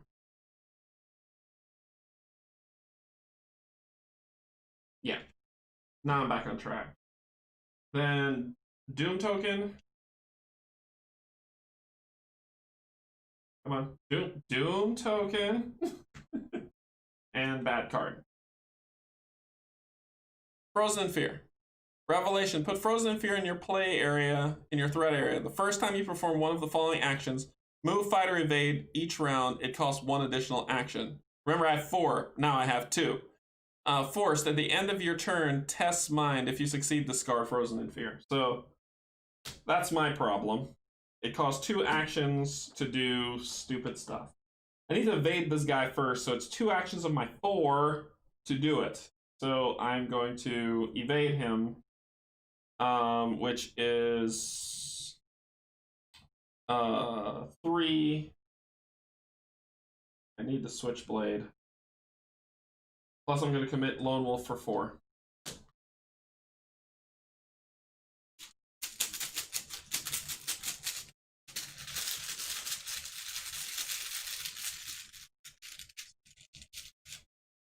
-2. So 2, I fail. He retaliates on me because I fail. He's going to hit me for 2. Going down to 3 health and 2 again. 2 of that. If he hits me again, I lose.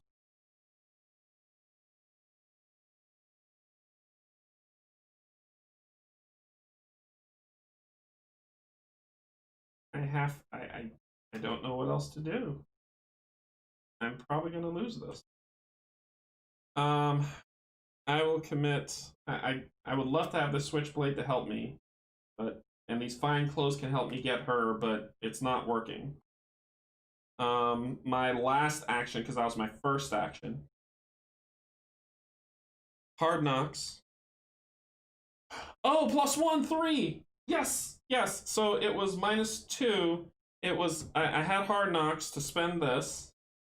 I forgot about hard knocks. That gives me +1 on evade. So I had 3, 4, 5. Wait, 3, 4, 5 -2. It's still 3. I still fail it. Oh, but another token. That's right. I could do another one to keep doing it. I usually build this up to do the evade, which would have been the -2, which would have been enough to pass it, and that'll succeed. Retcon, retcon, retcon. Put me back up to 5, put me back up to 4.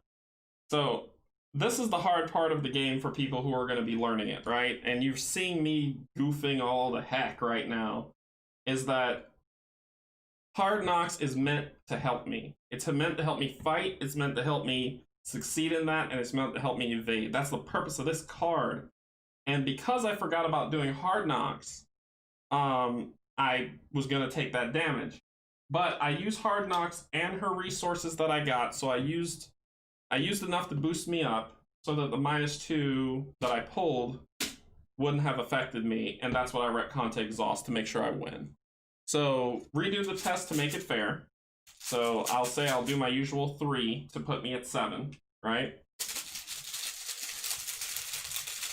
And let's redo the test. Let's make it fair. 0. So I succeed and exhaust it. So that's to keep it fair. I lose more resources just to show, like, oh, you're trying to play some weird shenanigans. I have to remember, you know what? I'm going to move this card here, because I don't want to forget that. So I exhaust him on the first try, which was 1 of the 2. So if I was going to evade, fight, or move, I use 2 actions instead of 1. So I've used 2 of my 4. Then I'm going to try to get Lita again. No, I'm not. I can't do that. I can't get Lita again, because I needed Leo. And I don't have the resources to put out this cat to take this punch. I can lose Leo next time he tries to punch me. I can put out fine clothes as action number 2. I can play this asset. So I'm going to put out fine clothes, action number 3, instead of 2, 3, that says reduce difficulty of parlay actions by 2. So now instead of doing 4, it's 2, which is attainable. So let's do this again. I had to spend 2 actions to evade the priest, and because of my idiocy, I didn't use hard knocks, but I did, repulled, and we're good. So I evaded him. I used 1 action to play fine clothes, which means I have 1 action left, and that's to parlay. So I have 3. She needs 2. Thank you, Kate. -1, which is 2. Perfect. It works. It works. Oh, Lena. Thank you. Thank you. Okay. Now we're going to start punching this cultist. So, while you control Lita Chandler, she gains... Each investigator to your location gets +1 fight. And then I can tap her.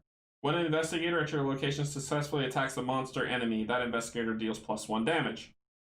So, when I parlay, if you succeed, take control of Lita Chandler. I can't play her. I can't play her this round. I'm assuming she comes in my hand. Where I messed up so bad I had to call and restart. When taking control of Lita Chandler, does that mean she goes into my ally area, my play area, or she comes in my hand and I gotta wait till one more turn to play her? You don't exhaust her, she's in play. Okay, so she's out. Alright. Alright, Lita. That is that foolishness. Oh, I need to test. I need to test to see if I get rid of this frozen in fear crud. It's a mind test. Can I commit to mind anything? Nope.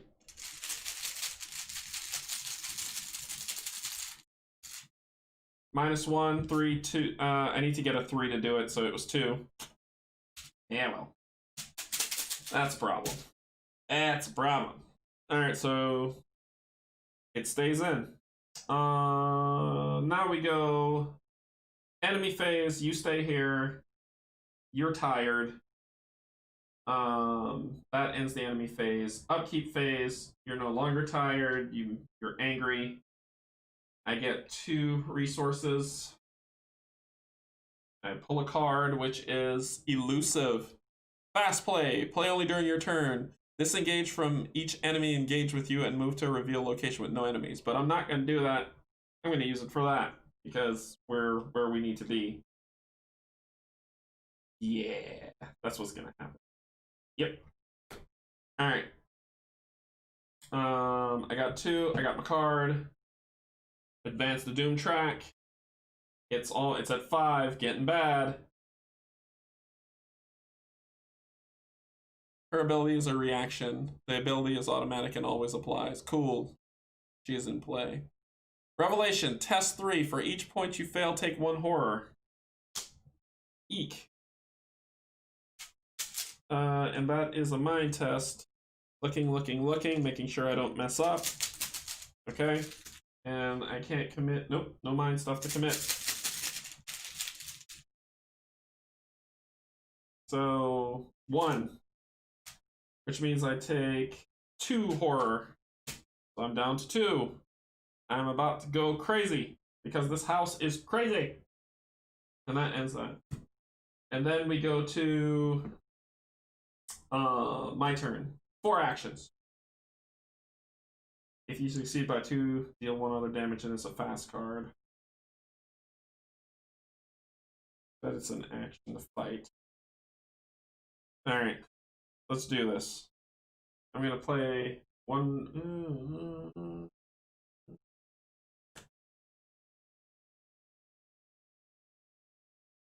Lita gives me a +1, so it's 3, 4. If I use the spend resource, I can make it 5, or 6, or 7 to punch him. It's only 1 turn of punching him in the face. As long as it's not direct, can be placed on allies. Yeah, I know. I don't want it to be placed on Leo because I'd lose that extra round. I could place it on Lita.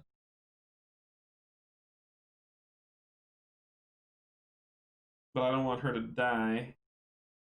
I'm okay. I'm okay for now. If it happens again, I'll deal with Lita. So, and I could throw this fine clothes in the way if I want to now. Like, here's my clothes. I wonder if I should play Switchblade and then punch him in the face. The Switchblade, if I succeed by 2 or more, this attack deals +1 damage. So I'm already dealing +1 damage with her. A +1 damage with this would really, really help. So that means I'd be hitting him for 3 of his 5 health.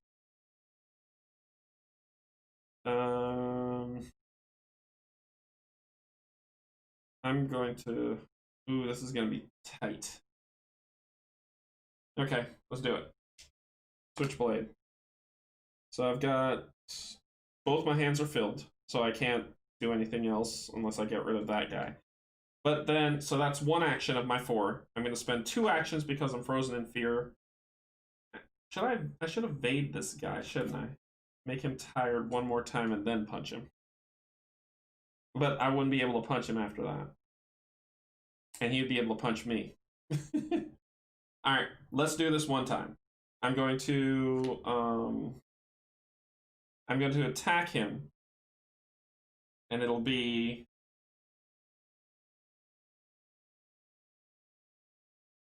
Should have put this guard dog out, because then the guard dog could have hurt him once before dying.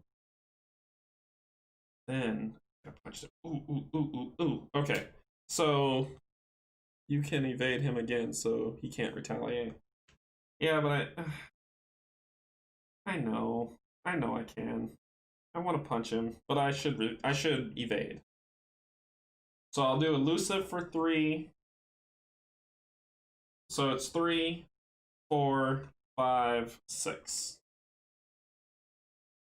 6. To make sure I use hard knock. So I'm using 6 to evade to tire him out one last time, and then I gotta start punching him.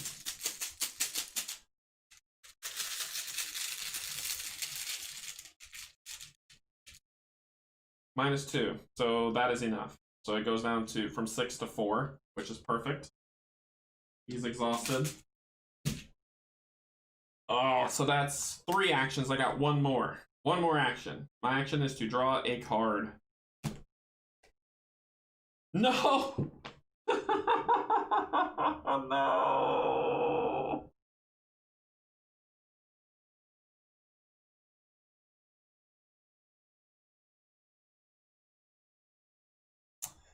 So remember I told you she's looking for her sister Isabel? Yeah, here's her weakness. Izzy. Revelation. Attach searching for Izzy to the location farthest from you.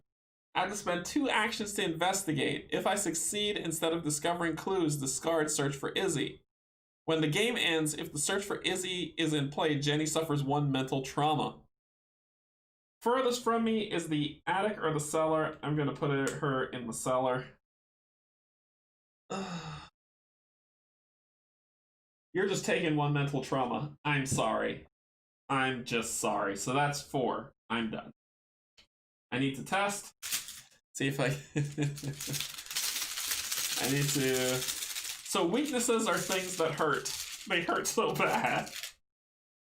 -4, I fail horribly, so that thing stays. Alright. So... Enemy phase. Nope. That's not gonna happen. Upkeep phase. Let's reset. All exhausted cards. I gain 2 resources. I get a card, which is emergency cash to gain 3 resources. I will be playing this card. Oh, oh boy. And then check my hand size. I've only got 2 cards.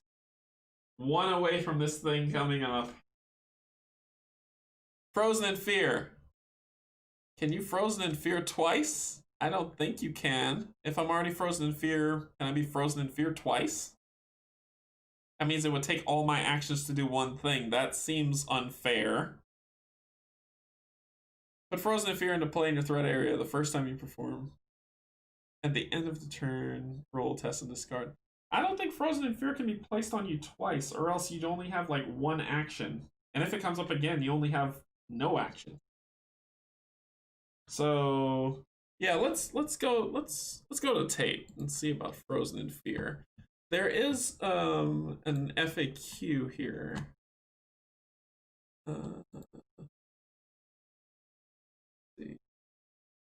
Let's do a search.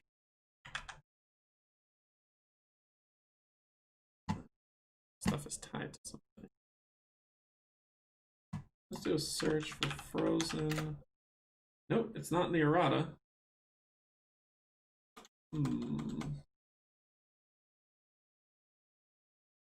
Multiple copies of Frozen if you're stack. If you draw a second copy, it enters play in the threat area. Ugh. So here's the hard thing about that, right? The errata book. They talk about... Where is it? Is it the errata? No, it's not the errata. It's the rules reference. They talk about this lovely thing. Let's go up. Called the Grim Rule. And the Grim Rule says if players are unable to find the answer to rules or timing conflicts in rules reference, resolve the conflict in the manner that the players perceive as the worst possible scenario. So even if I was like, well, I want to rule it out because it doesn't make sense, the Grim Rule says that nope. So now I can only take 1 action to fight or evade. Uncool. Oh, I got. Hold on, let me hide that. There we go. So yeah, uncool. But 2 tests at the end of each turn. Yeah, it'll be 2 tests, but so that happened. So I have 4 actions, which means it takes me 2 actions to do anything. I need to evade him, no matter what. I just have to. Actually, the first thing I'm gonna do, because I need to build this back up so I can evade him, is I'm going to play emergency cash to get 3 resources. So that's 1, and that's probably all I can do. So then I'm going to evade him. So I will evade him. I will spend, so it's 3, 4, 5, 6. So it'll be 6 to evade that guy.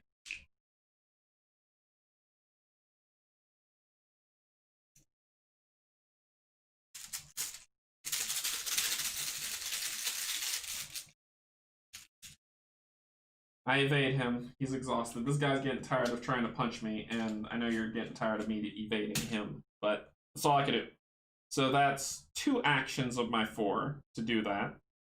I'm going to get a card, which is quick thinking. Alright, so that's a wild. That's another, that's 1. So I did evade. Nope, I did resource play, evade, and draw a card. I'm done. That ends that. I get. Oh, I have to do the test. So.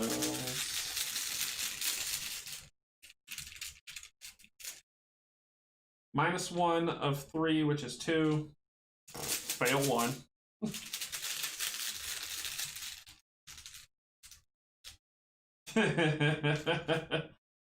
It's like rolling dice. It just happens.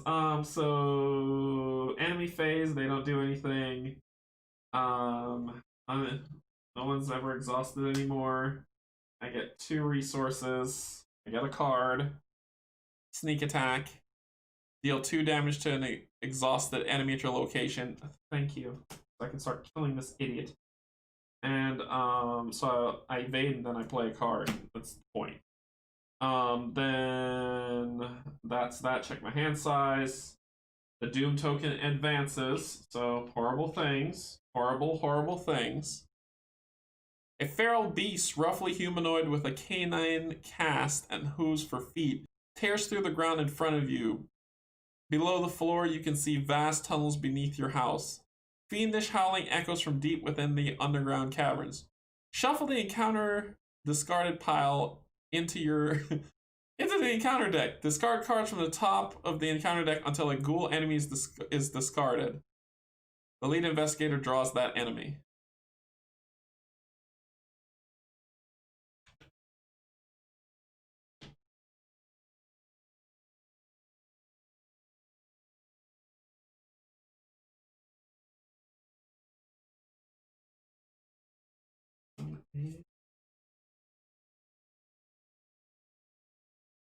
Then we shuffle.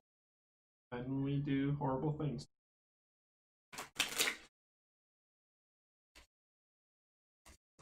And the wild icon next time to give you a chance. Yeah. Yeah, I will.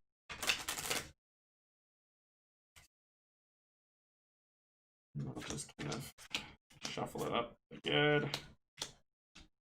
Easy.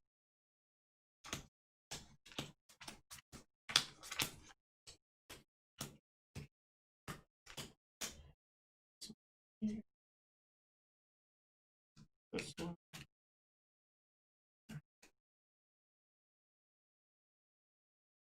And then I get to evade 2 things and end my turn.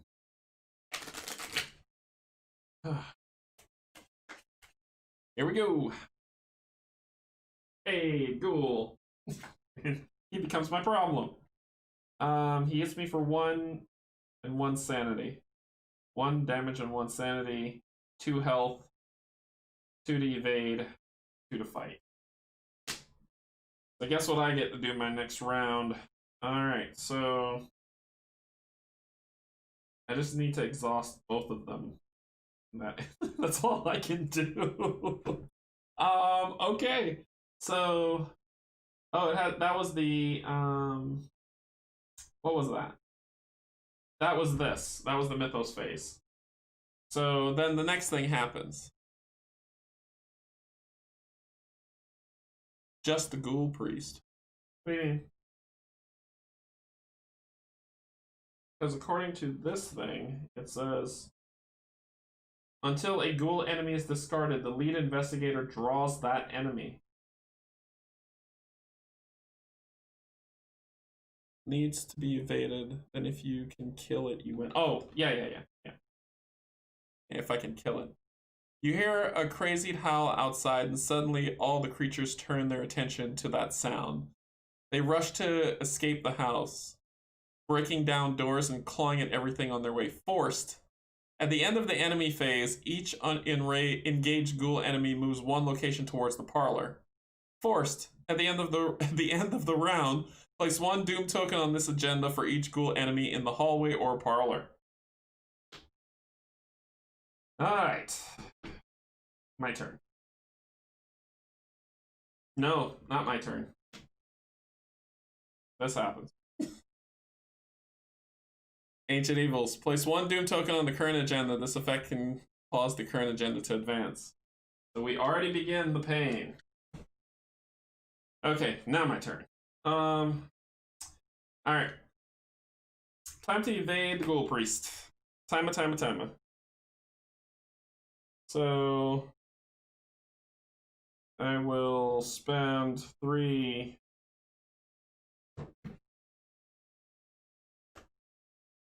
4.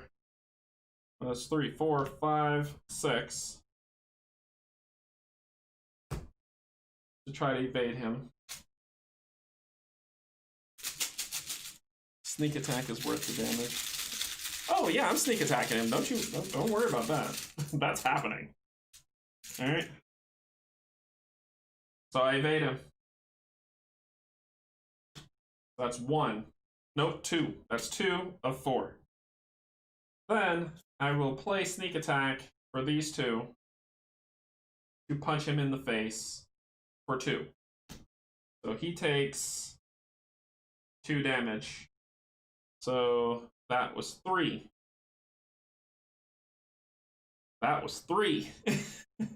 I hate these cards. Then I'm going to... All I can really do is draw a card. I can't even fight that guy even if I wanted to, or evade him, or move, or anything. So, and he'll punch me if I draw a card. But I can lose Fine Clothes, negate that damage, and be okay. Yeah, that's what I gotta do. Yeah, I figured that. So I'm gonna draw a card, which is Liquid Courage for my final go. Has 4 supplies on it. Spend 1 supply. Choose an investigator to your location to heal 1 horror. Then that investigator tests mine. If the test succeeds, he or she heals 1 additional horror. If the test fails, he or she discards 1 card at random from his or her hand. At this point, I'm okay with that. He attacks.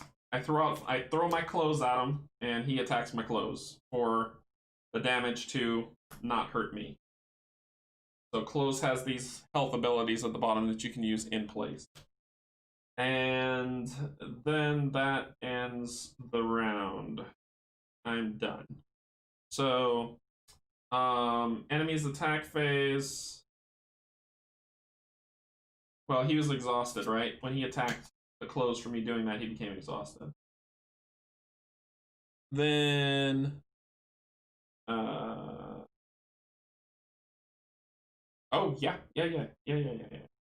That ends the phase. Enemy phase. At the end of my round, I'm going to test. I'm going to add Liquid Courage because it has mine to it to test against that 3. So now it's a 4. That doesn't matter because... Hey, it's a 3! Look at that. 1's gone. Then I test again with just a regular 3. Yeah, that one's still there. Okay. So, enemy phase, he attacked me, so he got whatever he wanted. Then, upkeep phase.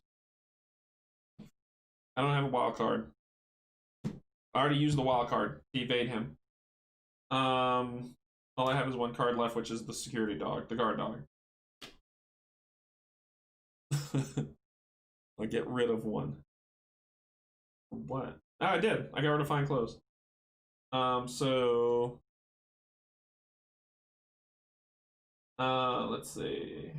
Enemy phase, nothing happens. Upkeep phase, they both refresh. I get 2 and a card. You have 1 additional hand slot, which can only be used to hold a weapon, but it can take a punch. So cool. Okay. And just fight from now on. Just pure fight. So she would be 1, that'll be 1, and that'll be 1. I have enough to kill him on my turn. This is it. This is it. It's happening. Oh yeah, it's happening. That refreshed. Forced, at the end of the round, place 1 Doom token on the agenda for each ghoul enemy in the hallway or parlor. So 2 go on here, because there's a ghoul and a ghoul. Then draw a terrible card. You've got to be kidding me. Okay. It's bad, but I don't care. So they're going to fight, run, whatever. My job is the ghoul priest. I'm going after him the best way I know how. I'm committing my 2 actions. I'm committing to this fight. I'm doing security guard dog and bandolier for the 2 fights, so it's 3, 4, 5, plus these 2, 6, 7. So 7. Now, reason why I did that is because if I beat him by 2, he takes a damage. So it'll be 1 damage from me, 1 damage from Lita, and if I can beat him by 2, 3 damage, which will kill him. If I don't do this, I'm dead. So, save the hard knocks. Why? This would be it to beat him. Because it would be 7. I just need to beat 4. You're only doing 2 damage, not 3. No. Check this out. If you succeed by 2 or more, this attack deals +1 damage. That would be 3. The switchblade is out. So what you're talking about is I would do 1 damage with Jenny just by itself. I do 1 damage with Lita. And then the switchblade, if I can beat, the reason why I'm jumping high is that I can do 3 and kill him. Yeah. So 7, I want to go high because I want to get what I want. So number of ghouls, which is 2, 7, 6, 5. Which is, oh shoot. So it says that is, X is the number of ghoul enemies at your location. There are 2. So of my 7, I go down to 5, so I hit him for 2, which is 4.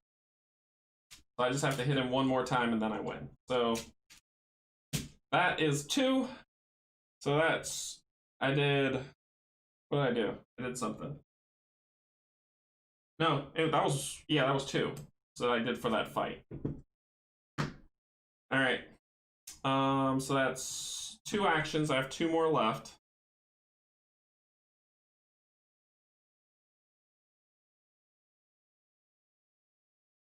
None to lose. Didn't see the card. 5 to 4. 5 to 4. Didn't see the. What do you want to see? I committed 2 here, so which is 2. There's 3, 5, and then the 2 here, 6, 7. When I pulled, I got a minus 2, which took me down to 5. And the switchblade card says I have to beat him by 2 or more. So I didn't beat him by 2 or more to kill him. So my last action is to fight. I can't add anything. It's a 3 plus 1 4, so it's a straight roll. Yeah, if you got 7 minus 2, 5 versus 4 on the card, so Switchblade didn't. Right. Here we go. -2. If there's a ghoul enemy, take 2 damage. I don't want to. Can't make me. Lita's gonna take 2 damage.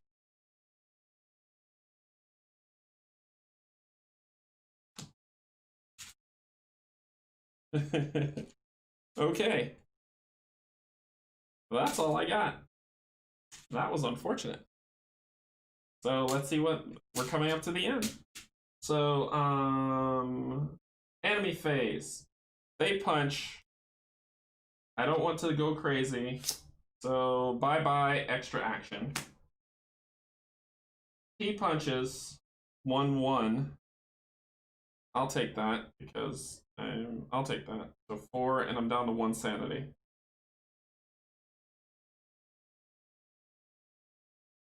And that, and then the rat's punch for 1. So I take 1 damage, so I go down to 3. Oh man, how stressful. Then the upkeep phase, they all flip back. I draw a card, which is my gun. Jenny Barnes with X. Spend 1 ammo. So how many resources I put on it is how many bullets I have. So that's 2. I get 2 resources here.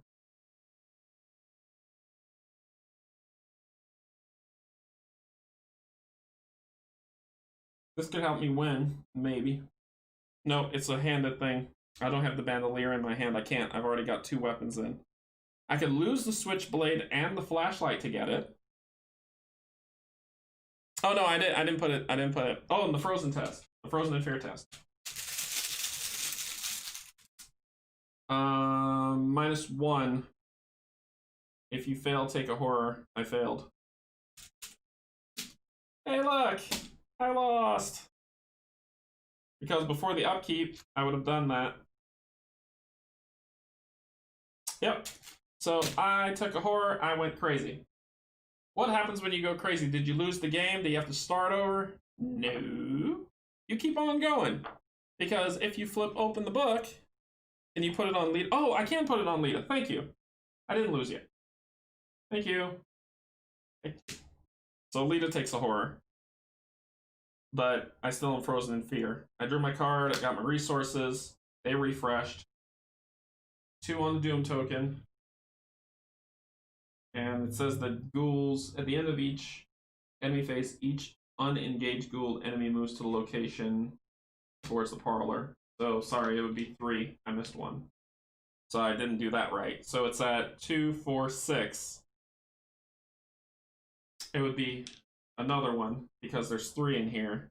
And he'd be there, so 4. So 4 would have gone on instead of 1. So it's a 2, 4, 6, 7. No, you did attack. Was there a third? So I did attack, but remember, it cost me 2 actions to attack. So I can't. That was 2. That was it. So it was, because it cost me, if I'm going to fight each round, it cost me 1 additional action. So all I had was attack. From the Frozen in Fear. Oh, it says the first time you perform one of the following actions, I can attack again. Ooh, that's retcon. Yeah, I can attack again because of Leo. So let's see if it would have happened. -1. It would have been just a regular 4. -1, 3. It would have failed. Which he would have retaliated, and then I would have lost Leo. Then the other stuff, then I took damage. It all worked out to the same.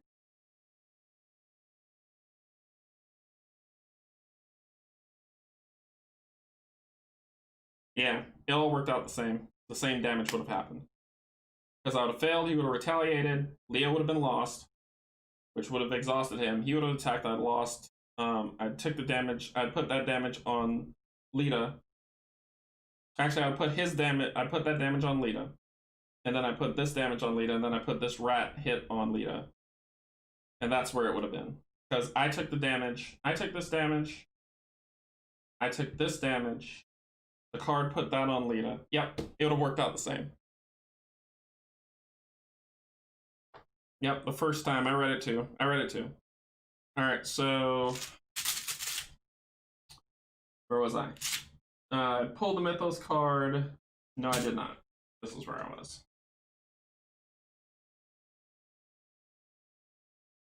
So the guns aren't coming out. This is just going to be what it is. Here we go.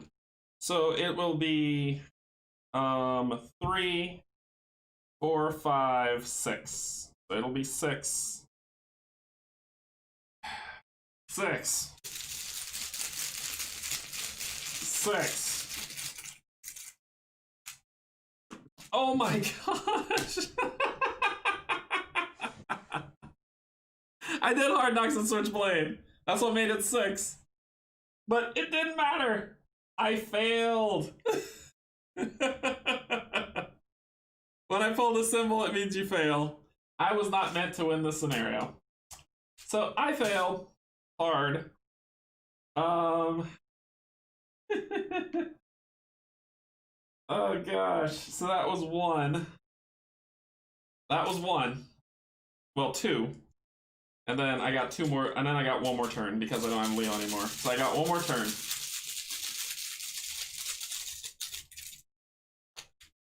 -1, so it was 4. -1, 3. So that didn't work. Oh, wait. Commit this card. Commit this card, because it has a question mark. I didn't think of that. Commit this card. I won. I did it. Thank the gravy. Elizabeth, I did it. I did it. He wouldn't retaliate. It doesn't matter. It doesn't matter. Check this out. This is the thing I forgot. So I pulled with the 6. I failed. That was 2. He retaliated. It didn't matter. I lost. Wait. Let's see if I lost.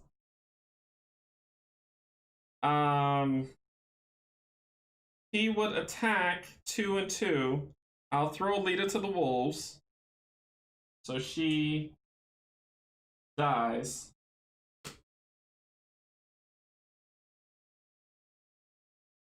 And then it's my turn. Yeah, Lita dies to retaliate. And now it's my turn. And then I drew the -1. So let's play it. Let's play it forward because I want to make sure this works. So the next one is a 3. Oh, Lita's dead. It doesn't matter. So if Lita was still alive, I could have beat him, but she died. Because I was going to commit this to that last check, which would have put it at 5, which the -1 would have been 4 and out of 1. But I didn't win. All right. So when you lose, yeah, I added icons from the cards, but the only icon that mattered was evade or this, and I couldn't survive another with these monsters to do the evade. So I tried to add that 1, and it didn't work. And then all that was left, nothing was really left in here to do much to help me. All right, so when you lose, you don't lose, right? The campaign continues on without you. So we read, there's a specific thing that says, do not read until the end of the scenario. So if no resolution was reached, each investigator resigned or was defeated. I read what happens here. If I read that. But if I won, I get to choose of these resolutions what happens. But I don't get that fun. I just get to deal with what happens, and we'll update the campaign and move on. So it says, you barely managed to escape your house with your lives. I didn't. The woman from your parlor follows you out the front door, slamming it behind her. You fools! So what See what you've done? She pushes a chair in front of the door, lodging it beneath the doorknob. I don't think doors work that way. They can just open it. We must get out of here. Come with me and I will tell you what I know. We are the only ones who can stop the threat that lurks beneath from being unleashed throughout the city. You're in no state to argue. Nodding, you follow the woman as she runs from your front porch into the rainy street towards Rivertown. So, in your campaign log, let's go to the campaign log. Like I said, the story continues, which is really great. It's not like playing scenario over and over again. In your campaign log, record that your house is still standing. So, edit campaign log. Oop, I keep messing that up. Edit campaign log. Okay. House still... I can spell, I swear it. Standing. Still standing. Okay. In your campaign log, record that the ghoul priest is still alive.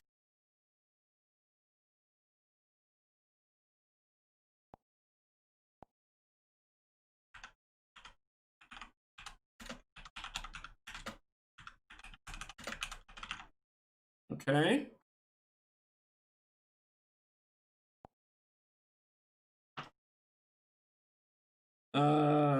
The lead investigator earns the Lita Chandler card, so she becomes my girl, and may include it in his or her deck. The card does not count towards the investigator's deck size. Cool.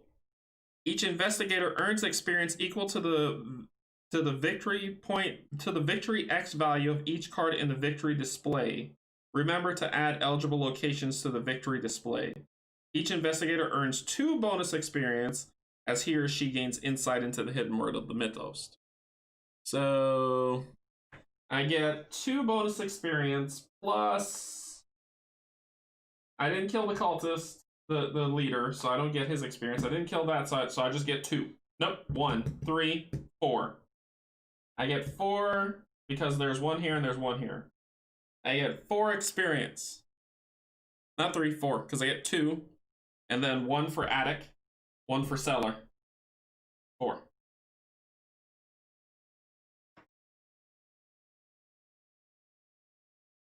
Yep. And that is the end of the first.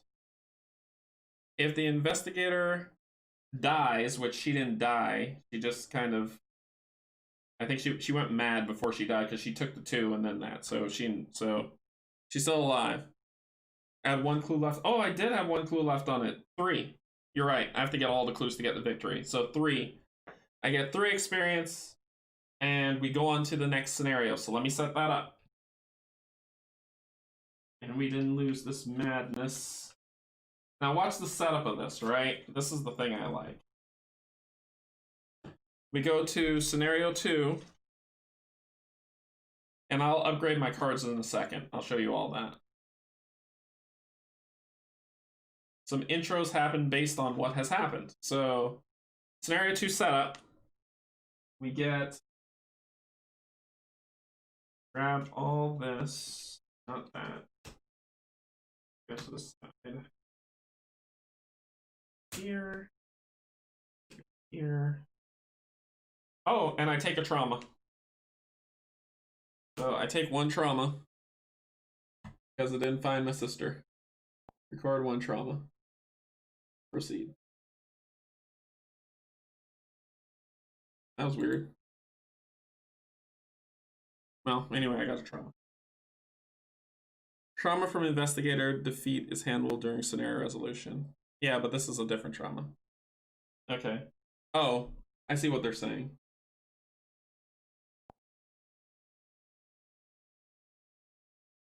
Yeah, I wouldn't proceed. I just do that. I don't need to do that. Okay. And you can't edit it. Ooh, that's not good.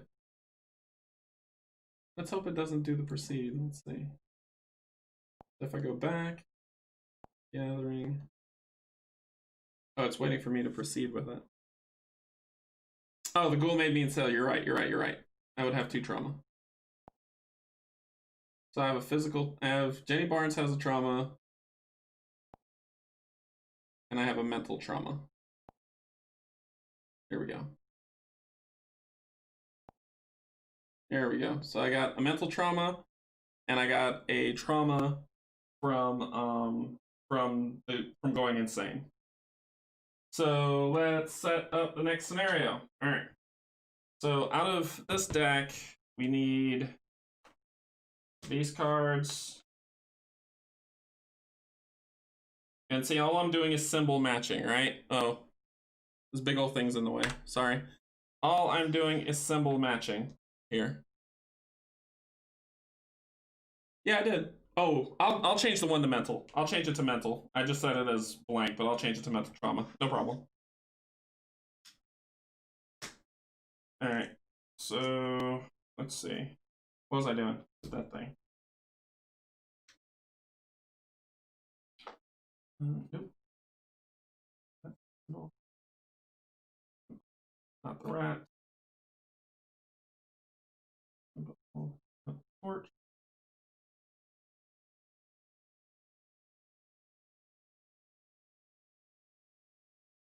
Okay, so that's part of the deck that I'm building for craziness.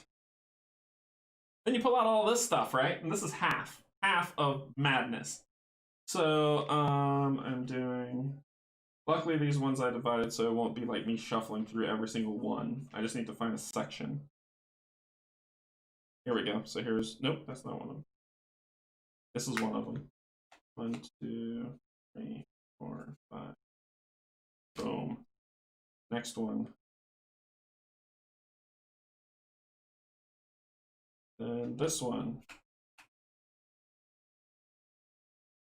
And this one. And then the winged one will do it. Like that. Here it is. And that's the deck. So this is the horrible deck of terrible things that's going to be bothering me shortly. The rest of them will go here. He goes. Put this back. And we just put these up because this is the scenario. Where's the study? Oh, there it is. And all that goes under the gathering. And then we pull out here, Midnight Mask. We pull out the same stuff that we're going to have. Gathering back on top, put it back in the box. Because my storage solutions are just not the greatest. Alright. Oh. Just no whispers. These are here. Resource. These go back in my hand. I'll put a sleeve on her. Better that way. All right. Blah. Okay. So Midnight Mask. We're gonna be playing it on normal mode. If you ever, so this says easy and normal at the top. If you ever like, hey, I like pain, you can flip it over, and it does worse things to you for hard or expert. That is not for me. So we'll do agenda 1, 2. So 2 agendas. One act. Interesting. 1 act, 2 agendas. Okay. So we'll see setup in a second. Let me shuffle these up.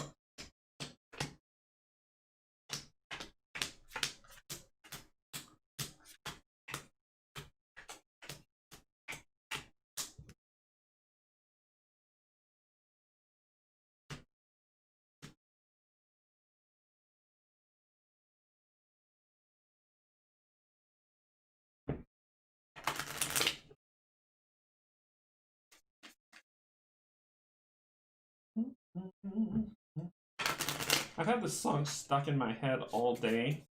I don't know why, but it just has been. It's that Rihanna song, This Is What You Came For. It's been stuck in my head all day. I think I heard it when I was taking my son to school this morning, and it's just been lodged in my brain, and it will not leave.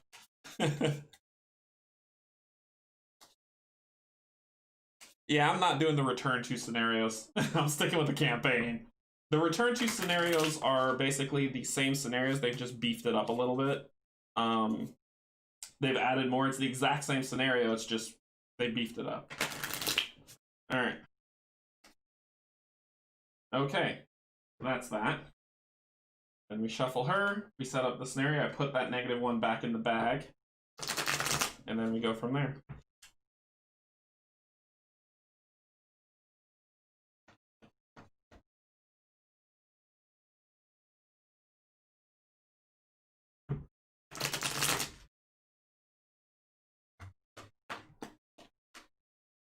Okay.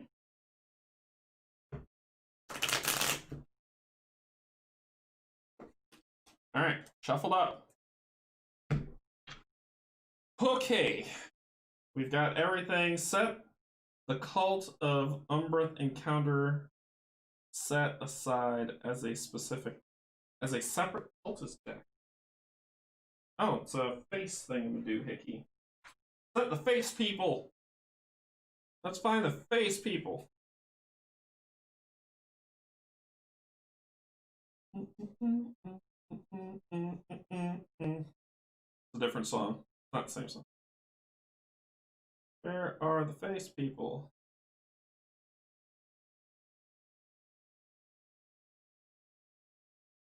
No. Excuse me. Uh-oh, do I not have this? Oh no. I thought I did.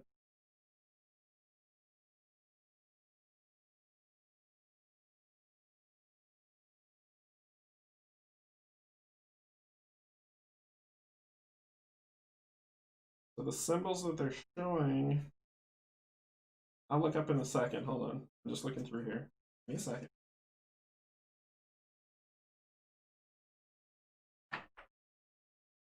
Like I said, the other half. You see the horribleness? I just have to find that symbol.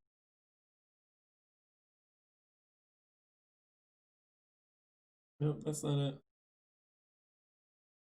Something will say 6 people, but there's only 5 cards. Okay.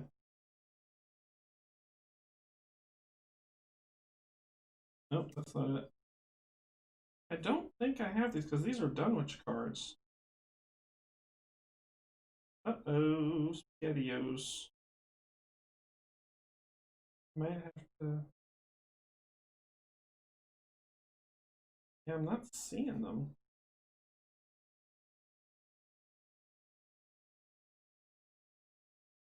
They're not in the symbols that I pulled. I'm looking for a specific face symbol thingamadoohickey, and I can't find them anywhere. And I'm in the Dunwich sets already. I kind of separated these out so I wouldn't be there. So I don't know what happened to them. But yes, you don't. Yes, don't worry. You'll see the 6th later. Yeah, upgrade. Oh, I know. I know I'll upgrade.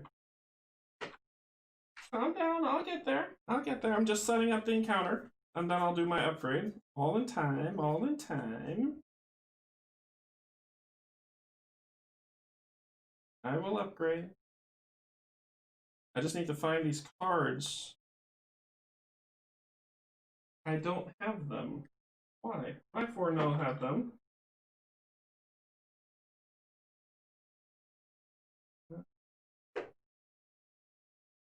Are they part of... Oh, I bet you I know where they are. I bet you they're in here. They are not in here. This has nothing to do with it. These are locations. I don't know where they are. What set can't you find? What I'm looking for is this symbol. It says set the Cult of Underoath encounter set aside as a separate cultist deck and shuffle it. This set is indicated by the following icon. And I can't find that icon in what I'm looking for. Were they out previously?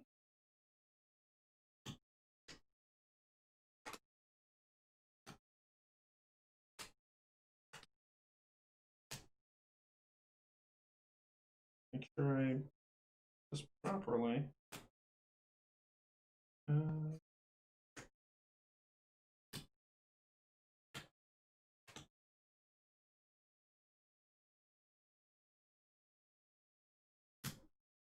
That's not one of these. Relic cultist. Not one of these at all, so I don't have those. Putting link in Discord. You can set what you can't. What set can't you find? Putting link in Discord. Oh, I usually close Discord when I play just so there's no plink plink sounds, but let's take a look.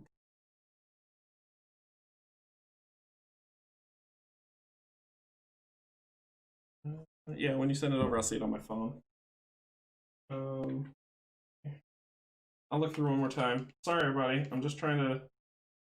I thought I had it forefront, but I wasn't expecting that one. I've never played this scenario at all.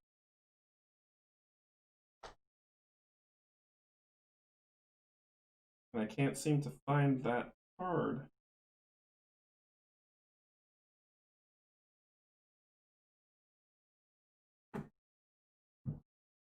Cult of Umberoth. That's an underwater creature.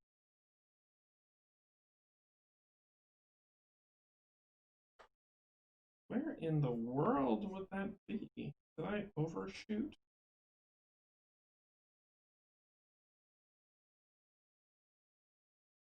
Probably might want to go get a drink. This might take a second. Let's see. There are 5 enemy cards.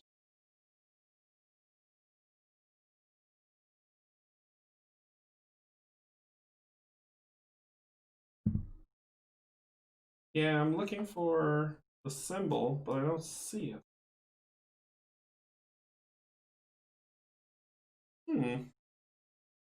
Curiouser and curiouser. Oh, that's more saga. Like that. Here's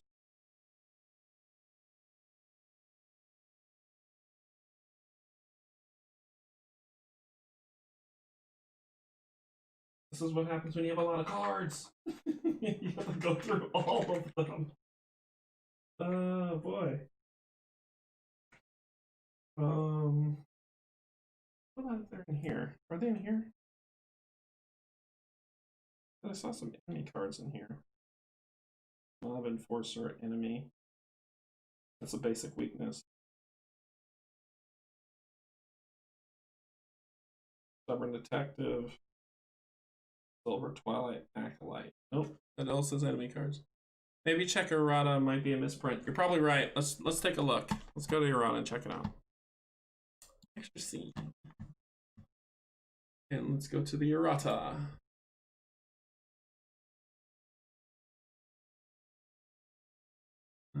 So these are card erratas. Campaign erratas. Blood on the Altar, Echoes of the Past. This scenario is called the Midnight Mask. The Witching Hour. Rules.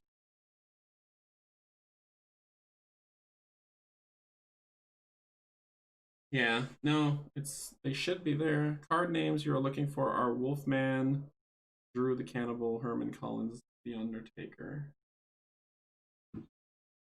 Wolfman, Collins.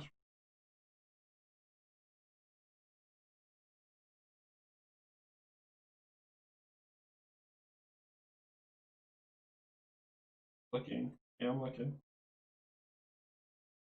Oh, that'd be a shame if we don't have these. I really want to continue playing with you guys. And let's see. I'm looking through every card I have. This is Dunwich. That's it. That's the entire campaign. So it shouldn't be in here, but you know, whatever. I'll be very sad if I can't find it, because even though the bag draw is horrible, I'm having fun. I'm really enjoying it and everything that's happening. Yep, not in Dunwich.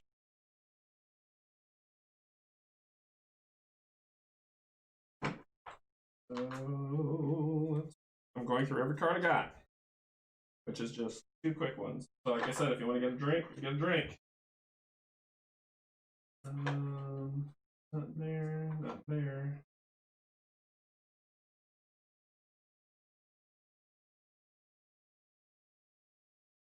Looks like more Dunwich. If I see Wolfman, I'll stop. I saw something I don't want to show y'all. I was like, whoa, I have to fight that?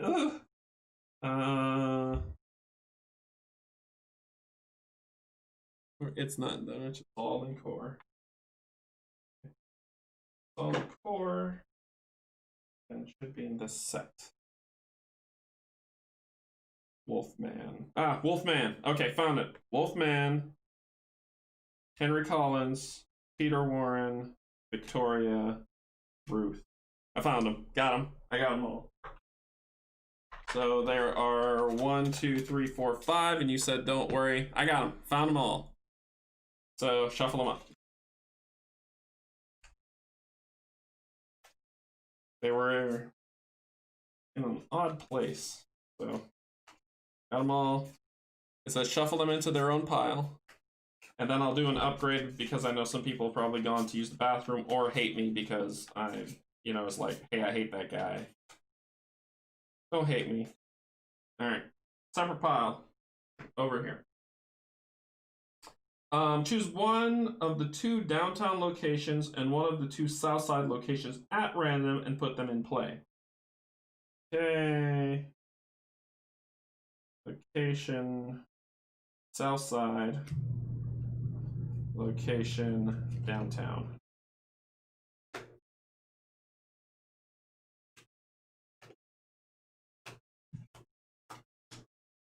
And we will roll a die. Odds, evens. Odds. So you're going. And then we flip these around some. Night, Rory. Sorry for the. Sorry. Just sorry. I'm just sorry. Let's see, scenes. Odds, evens. Evens. Alright, so these 2 are going to play south side and downtown. South side and downtown. Alright. Remove the other versions of downtown and south side from the game. They're over here. Bye-bye. See you later. Then put the north side, east side, Rivertown, St. Mary's Church. Great. Good grief. See next page for suggested placement. Okay. So we've got... Man, I need my glasses. Alright. So we've got north side here. Downtown here. Why is downtown at the top? Shouldn't that be uptown?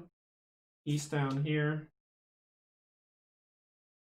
The Mesocontic University. Rivertown. The graveyard. St. Mary's Hospital. Southside, and your house. There they all lovely are in a row. This is the suggested placement for all of them. I will watch the location connections. I can tell it would throw me off. See next page. So based on the number of players in the game, if there's exactly 1 player in the game, no changes are made. Sweet. Alright, skip the rest of that foolishness. Check campaign log. If your house is burned to the ground, remove your house from the game. It has not. Each investigator begins play at Rivertown.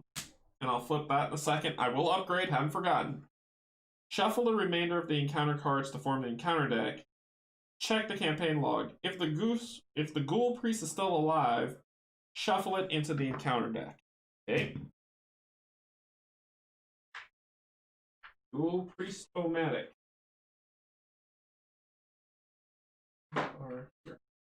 Nope, you are not. You are here. Alright. Shuffling them in. Some effects from the first encounter in the scenario may cause doom to be placed on enemies. Remember that doom on enemies counts towards the amount of doom that will be advanced in the agenda. Do not read any further. Play the game, and good luck. We're all counting on you. Alrighty. Alrighty. Upgrading. I've got back in the bag. I've got 3 experience points. How do you spend experience points, you ask? You see these lovely little pips? Those are an experience point to get. See that guy? See if I go further in, you see there's 5. So if I have 3 experience points to spend. Remember, I can't go above my card level. So I'm at 30, 31, well, 34 technically, because I get 3 other cards to come with me, like the thing that just made me go crazy. So I've got 3 XP. I could get some emergency cash. I could get a bulletproof vest or an Elder Sign amulet, or I could upgrade my abilities. I could get some hired muscle in there, cat burglar, or upgrade Leo. I plan to upgrade Leo because you may take an additional action during your turn, and he's got some ability. I could do that. Or I can upgrade Switchblade. I can upgrade Leo and Switchblade. You get +2 to fight. Yes, I need to upgrade Switchblade. So Switchblade's getting upgraded for 2. And Leo, please tell me you're a 1. Please tell me you're a 1. Leo, you're a 1. Hey. So, yeah, that's what I'm going to do. That's what's happening. So I go in my deck, because I'll have to reshuffle. And I find Leo and Switchblade. Switchblade here. And Leo here. So Leo used to cost 6. He'll now cost 5. And the Switchblade just used to give me a boost. Now it's going to give me a plus to fight, because I'm pissed. And then I'll reshuffle this deck, and that will be my 3. And I will upgrade so you can have 2 copies and take out other cards. I can... I know I can, but the Switchblade was doing me no good. It really wasn't. So Leo would be cool if I can have 2 Leo. I could probably ditch. What was the one that you were when we were talking that you say I could ditch? Was it Quick Thinking? There was one that you were like, hey, you can get rid of that one, and I'll keep Leo. I'm out of here. That's the one. I'm out of here. Kate and I were talking a lot about card building because I'm not a min-maxer. She is very good at it. So I'm going to ditch. I'm out of here to keep Leo in to get me some extra actions.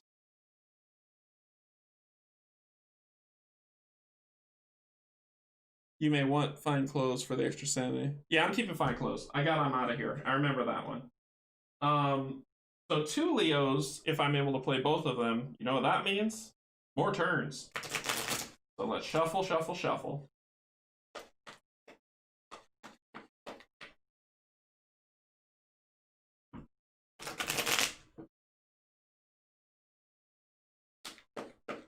So this is me. Like I said, I learn as we go. I watch, I read, but you really don't know how it is until you get into it, right? Whenever you play these games. And then you start seeing the different stuff that's going on. Hard Knocks is important. And we're going to read the intro. We're going to read the agenda and the act.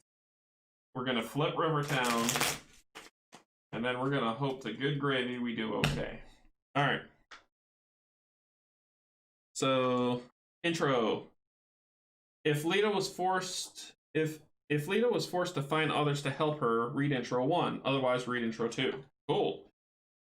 In the wake of the disaster at your home, Lita Chandler, the red-haired woman from your parlor, lays out a tale that even in the light of what you have just witnessed strains the limits of your belief. The creatures in your home, she claims, are ghouls. cruel beings who plague the crypts, caverns, and tunnels beneath the cities of Arkham. Read Intro 3. These creatures feed on corpses of humans, and they are served by a dark cult within Arkham whose members have inexplicably come to worship the ancient master of the ghouls. This cult has been killing innocent people and feeding them to the ghouls, satiating a monstrous hunger. A dark balance was maintained. Wow, foreteller. Foreteller. Do this. Balance was maintained. Until now, recently, Lita continues, one of their lairs where the corpses were stored was destroyed. Since then, the ghouls have been more active than usual.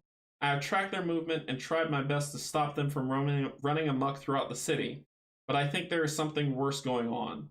The cult has been planning something darker and more ominous than anything I have yet observed. Indications are that this plan shall come to fruition tonight, shortly after midnight. Beyond that, I cannot fathom what to expect. Many of the cultists, Lita continues, will seem like everyday people despite their foul intentions. Whenever the cult meets its members, don masks shaped like skulls of various animals to protect their identities from one another. These masks are our mark, symbols of death and decay. We must unmask the cultists to expose and derail their plans. We have but a few hours. The more cultists we find before midnight, the better. And then we set up. And now that's our job, to find these horrid people. So we need to find these masks at midnight. Alright, let's flip Rivertown. So let's take a look at it because it's pretty. The banks of the Muscatonic River are lined with docks, warehouses, and small shops in the district. Flip. There's one clue here. One shroud. There is something unsettling about the water of the Muscatonic River tonight. It ripples and bubbles as though something is moving beneath the surface. So let's get some arrows, shall we? Hey. So you go to this one. You also go to this one.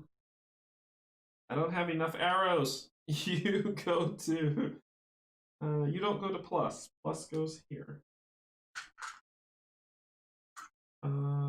You do go to this one. One of my arrows broke. I'm sad. Yeah, I'm out of arrows. I need to print more. Oh, I got one-way arrows. I could use those as two-way arrows. So, let's see. You can go from here to here, so that's two-way. You can go from here to here, or back up top. So it's like this. That goes there. So that's a square. This one goes to square. This one goes to red or to green.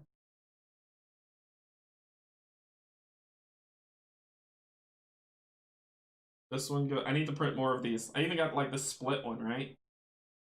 So that split one I could probably put here. So this one will go here.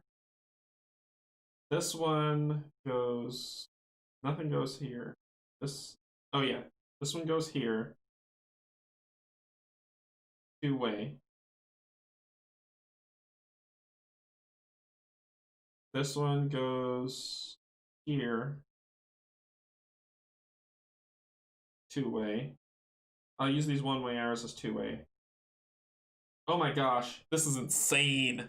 I probably need toothpicks. This is madness.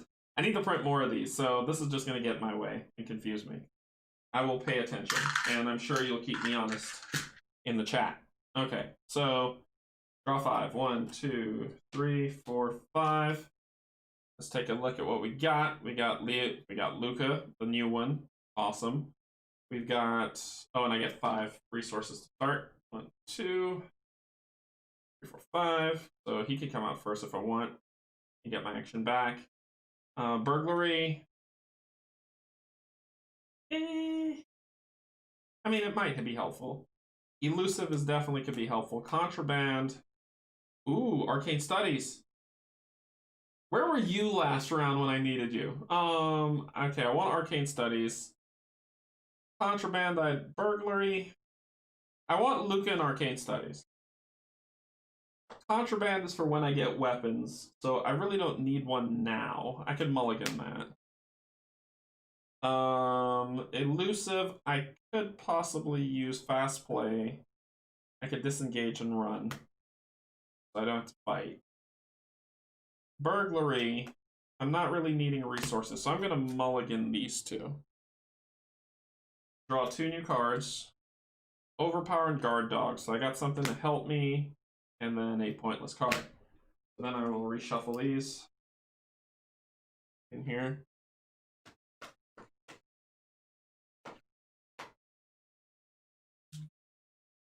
Alrighty.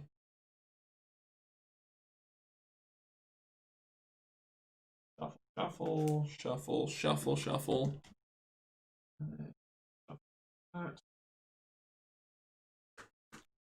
Alright. Cool. What happens here first? Nothing. Cool. So there is a thing to do here. Let's read what happens here.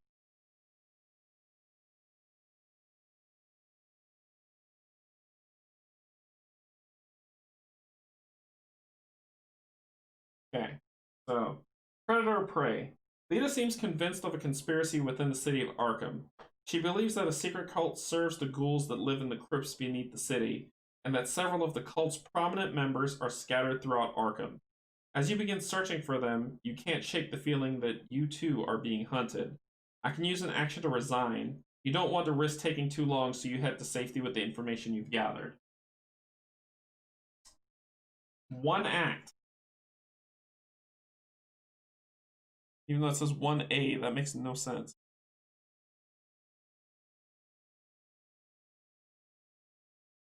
Uncovering the conspiracy. You have 1 night to find the members of the cult and unveil their plan.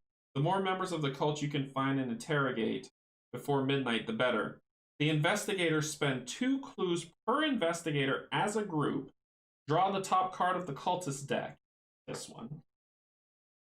Objective. Find as many unique cultist enemies as you can and add them to the victory display.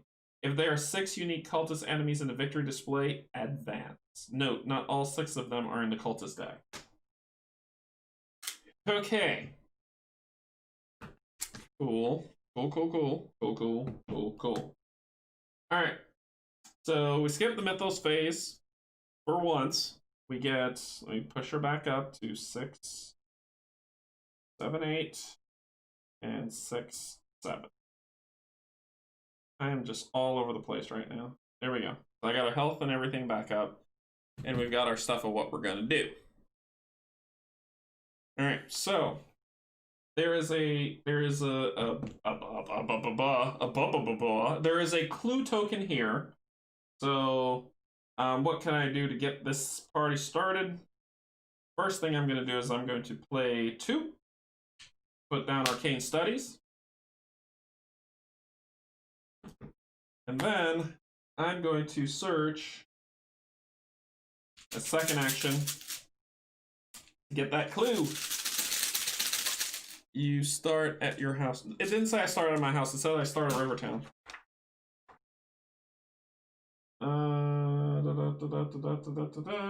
Setup.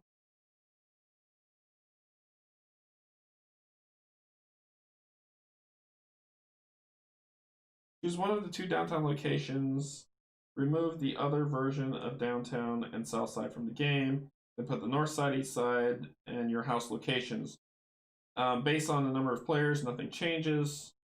If your house is burnt to the ground, remove your house from the game, but it hasn't. If your house is still standing, each investigator begins play at their house because I'm not smart. I thought it said downtown. I was wrong. I thought it said Rivertown. So there we go. You start with 5 resources. I did. What are you talking about? I'm not crazy. That's why I spent 2 to put down Arcane Studies. I know I start with 5. So we flip this over. Still the same. There's still 1 here. And it's 2 Shroud. Force, when the Ghoul Priest spawns, spawn it here instead of at the normal location. Action, draw 1 card and gain 1 resource. Limit once per turn. Anyway. As I was saying, spend 2 to put down Arcane Studies. then my second action is I am going to get this clue.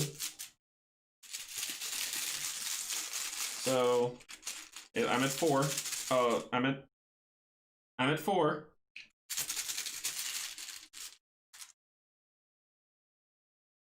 Wow, what are the odds of that? Somebody can calculate it. Anyway, failure. And then I'll just do another search. I'll just do it regular. I have plans for those resources, so just regular. -2, place 1 doom token on the nearest cultist enemy. I don't have a cultist enemy. That means nothing, but it's a 1 and I fail. That's 3. I'm done. Trying to get 1 token. 1 token.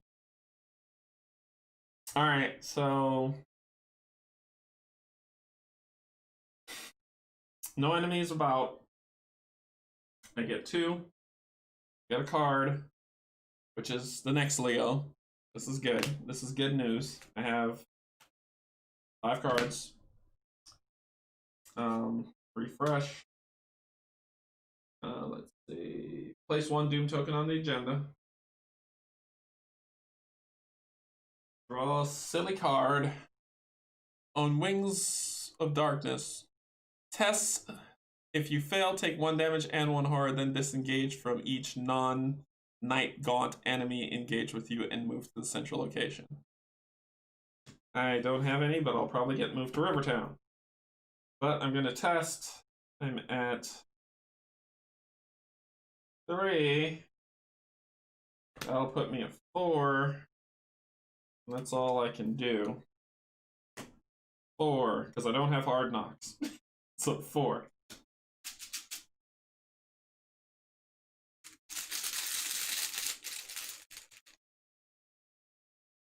-3. If you fail, place 1 of your clues on your location. Don't have it. Have no clues. And I'm moving to the central location. To a central location. Central what? Central to what? Central is the key word. Am I moving to Southside? Or am I moving to Rivertown? To a central location. Rivertown. So someone picked me a night gaunt swoops down from the sky, grabs you with its clawed hands, carrying you off into the night, and dumps me right there. Them's the breaks. Alright, my turn. Central keyword. Oh, yep, it says central on it. Yep. Alright, so I landed here. This flips over. There's a token on here that's called for 1. I've got 4 resources. Okay.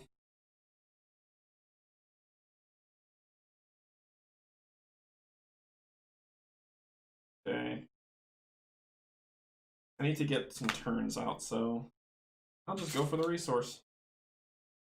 What's the worst that can happen? Oh, yeah. I take 1 damage and 1 horror.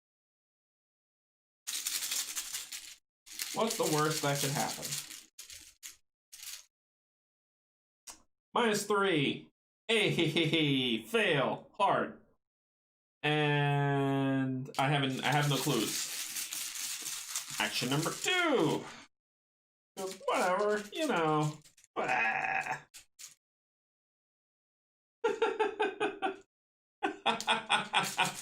It's like rolling dice. It's so bad. Action number 3. -1.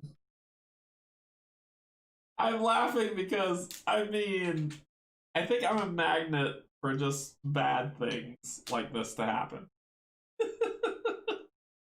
Refresh phase, because there's no enemies. I get 2. I get a card, which is contraband.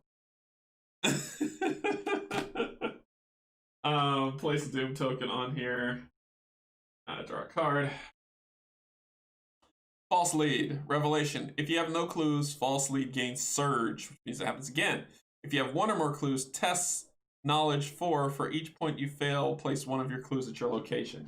Stop it. Stop it now. So I've got arcane studies that gives me +1, which is 4, 5, 6. I'm tired of burning these things and losing stuff.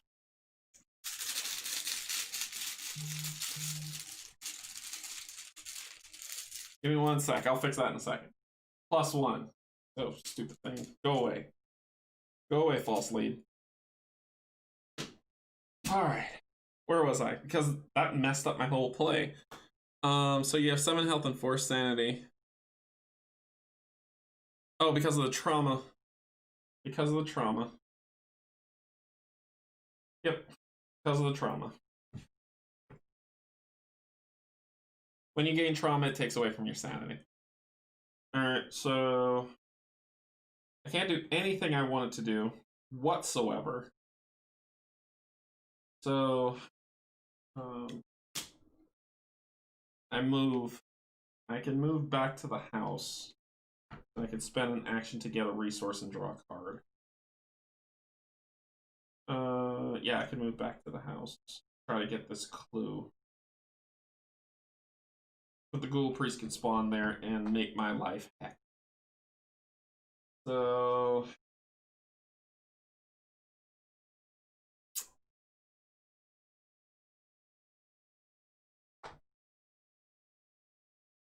I'm scared to look at any of these other cards. I'm sorry. I'm not prepared. I'm not prepared. I'm going to the university. Let's see what comes up. Search the top 6 cards of your deck. Oh, excuse my eyelash. Search the top 6 cards of your deck for a tome or spell card and add it to your hand. Shuffle your deck. That's an action that I can use. It's a Shroud of 4 with 2 clues on. Worst place I could go. So that's 1.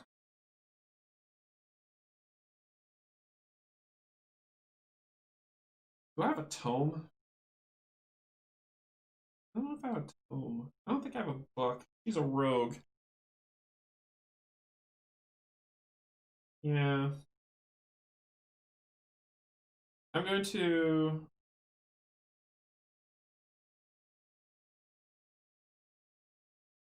I'm going to draw a card with my second action, which gives me pickpocket. After you evade an enemy, exhaust pickpocket and draw a card.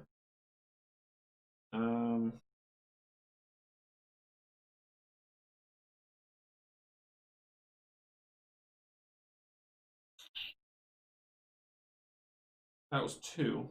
So move 1, draw card 2. No.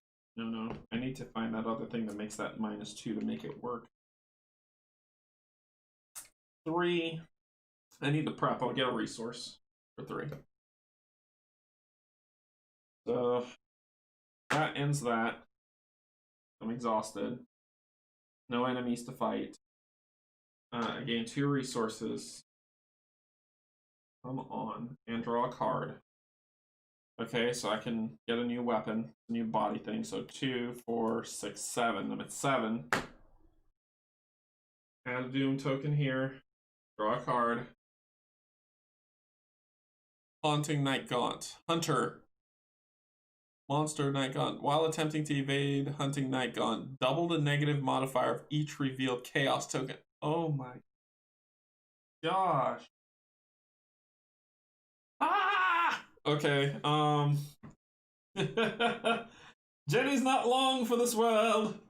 Alright, so that ends that turn. My turn. Okay, Leo. 1, 2, 3, 4, 5. 5 cut Leo's coming out. You may take an additional action during your turn, so I have 3 turns again, because he's come out. Where I would have 4, I just spent 1 to put him out. 2.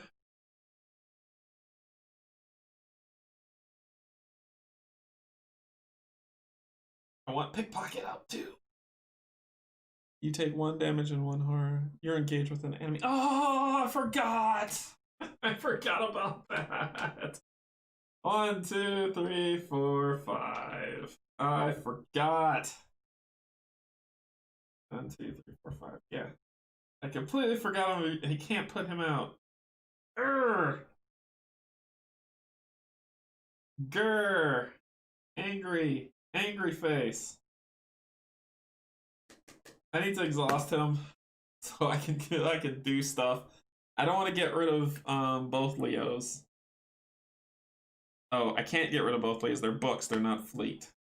So it's 1 to evade. I have 3. It says double this foolishness, and it doesn't ever retaliate. I retcon Kate. I retcon.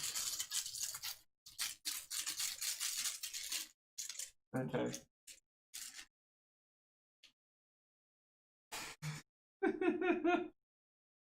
Place 1 doom token on the nearest cultist. I don't have a cultist. Can I fail? So that's 1. I do it again because he doesn't have retaliate. There's no penalty if the I know. I failed. I drew, well, the penalty was from the card that I drew, which was this. So next up, that same thing again. 2.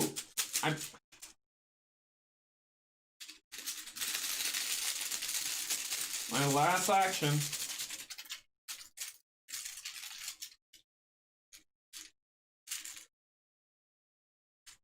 I know I have no cultists. I didn't put a doom anywhere. Where did I put a doom?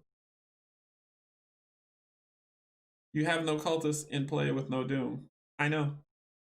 But I still take it's -2. No matter what. No matter what I do. So it's -2. Oh! No, it's -2 doubled.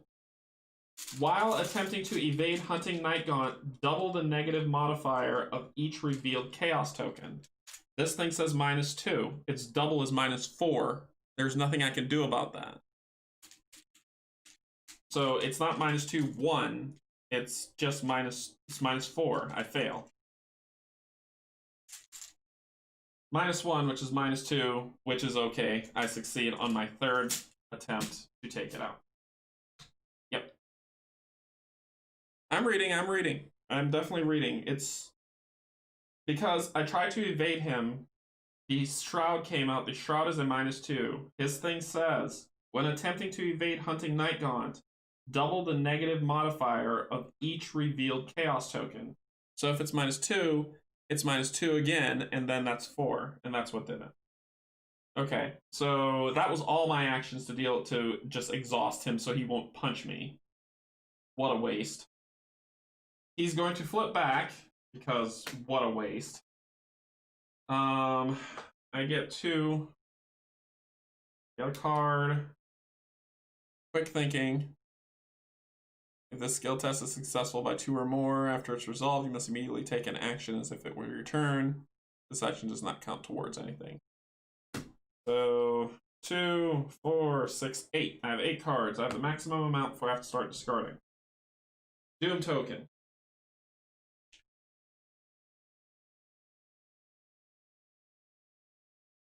Spawn. Any empty location force after Acolyte enters play, place 1 Doom token on it. So an Acolyte at any location. Any empty location. Go to Rivertown. And forced. Doom token on them. Okay. My turn. I need to evade this idiot. So I'm going to do quick thinking.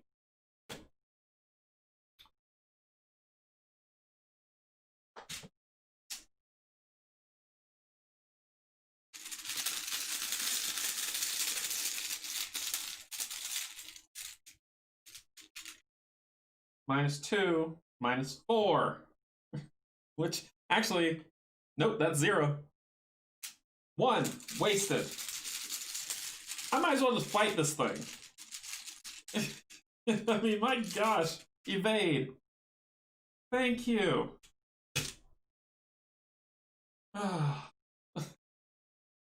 That's my second action.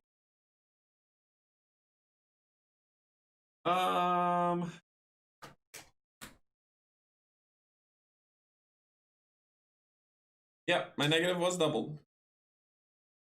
I did add quick thinking, but I got a success. I got an elder sign, so there's no negative. If it's doubling it, I did fine.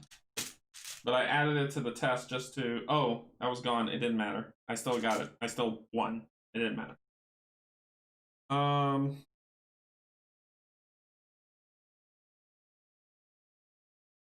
Let's see. I have one more action. I can move. Or I could play Leo and get 2 more actions. How about I do that? 1, 2, 3, 4, 5. I play Leo, I get 1 more action. Because he get take an additional action during your turn.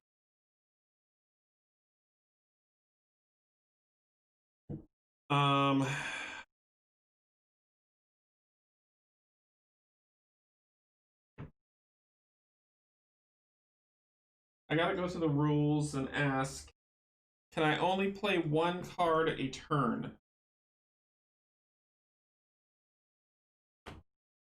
That is my question. I'm looking at the rules here. Can I only play 1 card a turn? This is just the rules reference. I'll see if I can find it. You can play as many cards as you have actions and resources. Okay, so I have 1 more action. I'll play these 2 to put down pickpocket. And that ends me. Because I want to draw a card and not deal with this foolishness any longer. He's exhausted. He doesn't have Hunter. It's getting pretty close. It's almost at 6. Oh, I was supposed to get 2. Draw a card. Got Lone Wolf.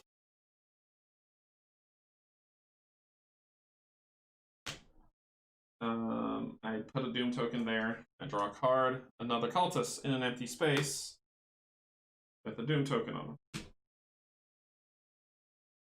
Okay. My turn. Let's do this right, shall we?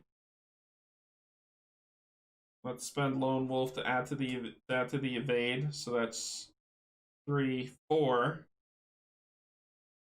And then I'm gonna pop this after you evade an enemy, so it's a reaction. So 4.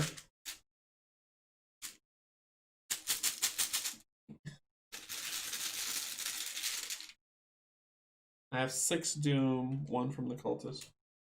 You don't want to risk. The investigator spends 2. Does it add up?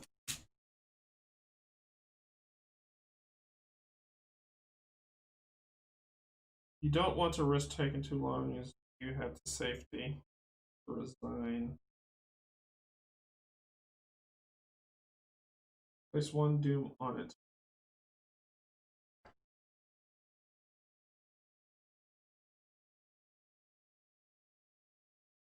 It does not say so in the book.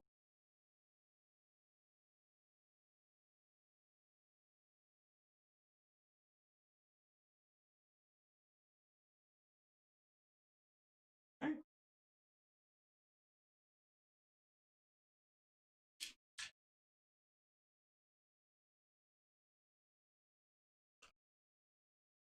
So I flip this over and it turns into a monster.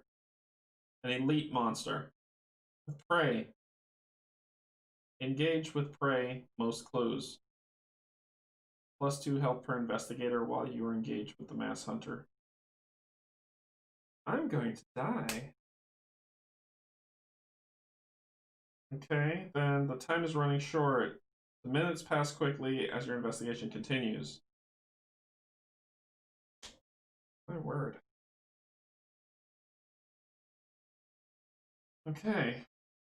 I'm not doing so well. I'm engaged with 2 enemies now. I should have moved away. It had Hunter on it, didn't matter. Alright, so I pulled a card which was the cultist, and he came down, so then it's my turn again. He's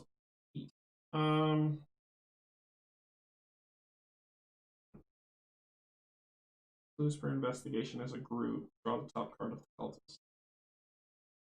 Find all 6. Okay, I need to get away from this guy, because no. So I don't have anything to put forth to that.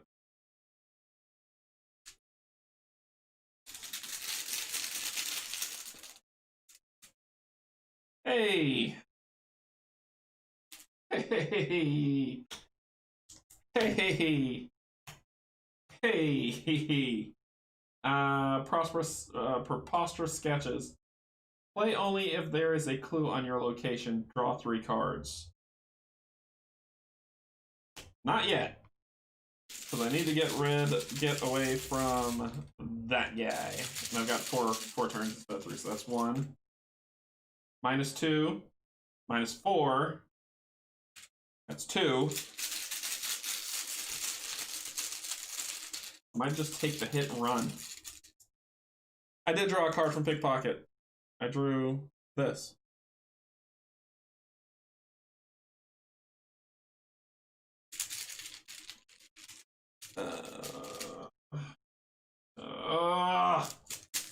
You know what? Can I just run away from this dude and take the hit? This is getting ridiculous. All 4. Pointless. Completely pointless. Okay. Enemy attack. He's exhausted, but he can punch me, so I take 1 damage and 1 sanity. And that's the end of his. They don't move anywhere. The Chaos Bag is my bane. I'll then go to refresh phase. Get 2. Draw a card. It's okay. Something to shoot someone in the face with, finally. Thank you. And they refresh, I refresh. We all refresh. Where's Hard Knocks? Hard Knocks would be perfect right now. Doom and Gloom. Place 2 Doom on the nearest cultist enemy. If there are no cultist enemies in place, search the encounter deck and discard pile for cultists. Draw it, and then shuffle.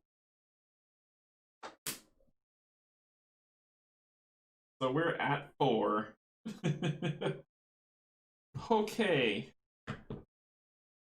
Let's see what I can do.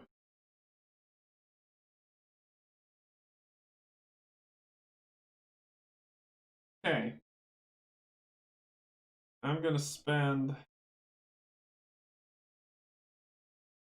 3. But no, I can't because I get punched by both of them. This sucks. Okay, I'll fight. I'll fight. Because I'm sick of this stuff.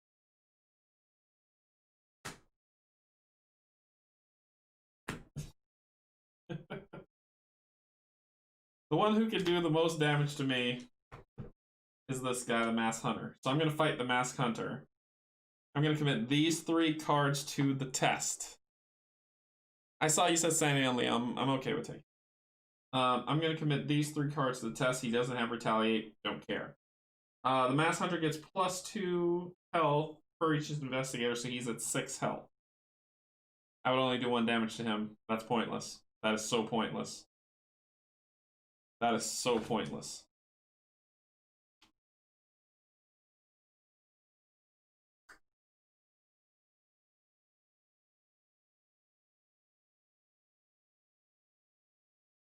I'm gonna try to evade. 4 turns left in this game. I think 1 turn is left in this game. +1. Evade. Flip. Draw a card. A weakness. Put the 13th vision into play in your threat area. Investigators at your location fail ties during skill checks. 2 actions to discard it.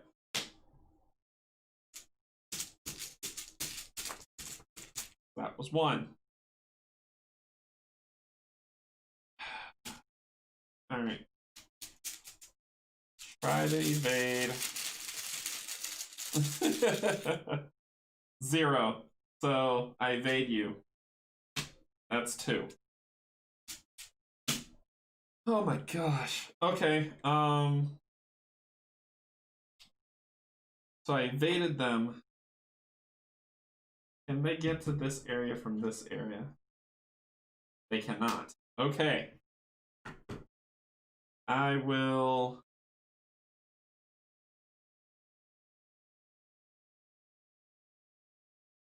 move here as an action. That's 3. Northside Church. Spend 5 resources, gain 2 clues from the token pool. Group limit once per game. So it's a Shroud of 3. There are 2 tokens on here. That's 3.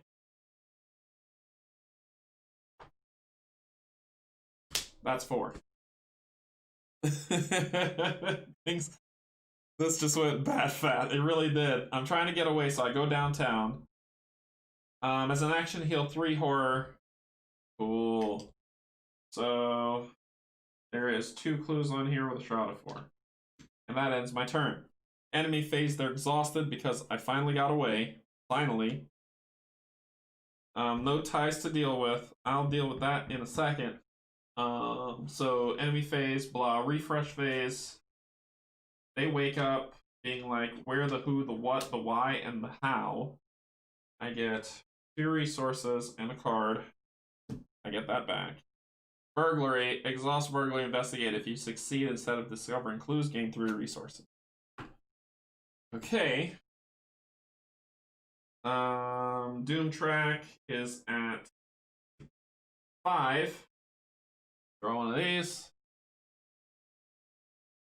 If you fail, choose and discard 1 asset you control, or take damage. If you can, kill the Acolyte with 2 Doom on it. It will give you more time. Okay. So, testing mind, can I commit anything to it? I can commit. So 3, 4, 5, 6, 7. Committing to get 7. You do this to me. 7 minus 3 is 4. I pass. Get out of here. That's the end of you. My turn.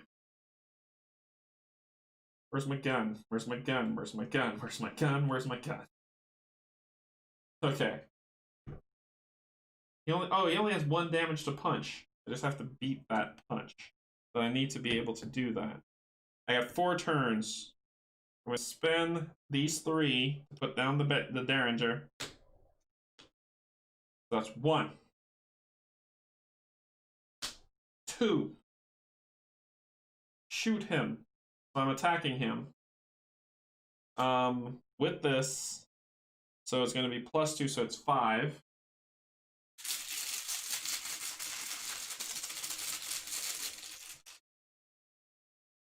That's enough.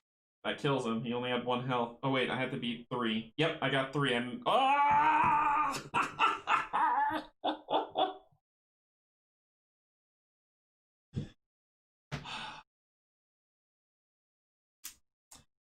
So 1, 2, 3.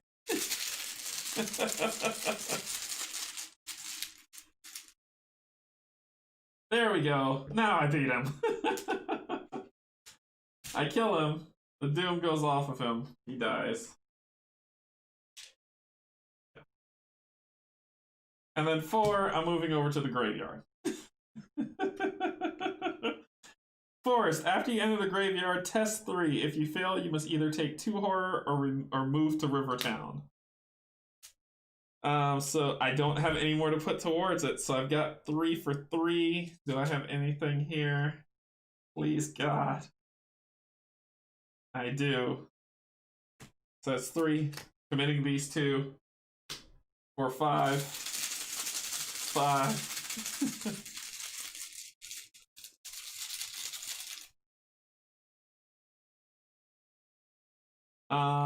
X is the highest number of doom on a cultist enemy in play. 1. I pass. Oh. I barely passed. Yeah, I know there's one. Oh, there's one way out. Oh, God. Yeah, I didn't know. I didn't know.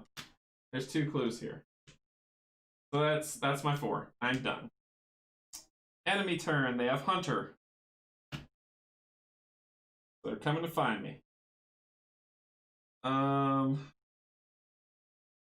Should have gone to my house. Nope, even the house would go back. I so maybe East Town might have helped. I don't know. So they move there. They don't find me. Right? Yeah, because that's their escape action. So they move 1. They don't find me. But they're waiting. They're waiting. That ends that. Refresh. Get 2. Get a card. Denny's twin 45s. So here comes all the ammo that I've ever wanted. Too late. 1, 2, 3, 4, 5, 6. Okay.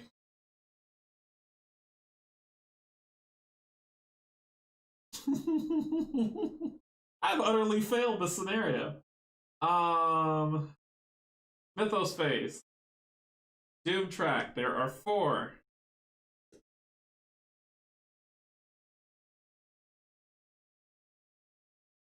Obscuring fog. Attached to your location. Rages the shroud limit. That's just what happens. That's just a thing. So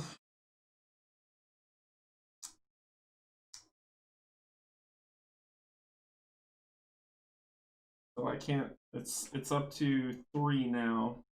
That's pointless. There's only one way in, one way out. Oh boy. I gotta deal with this problem. I got to deal with this problem. 1.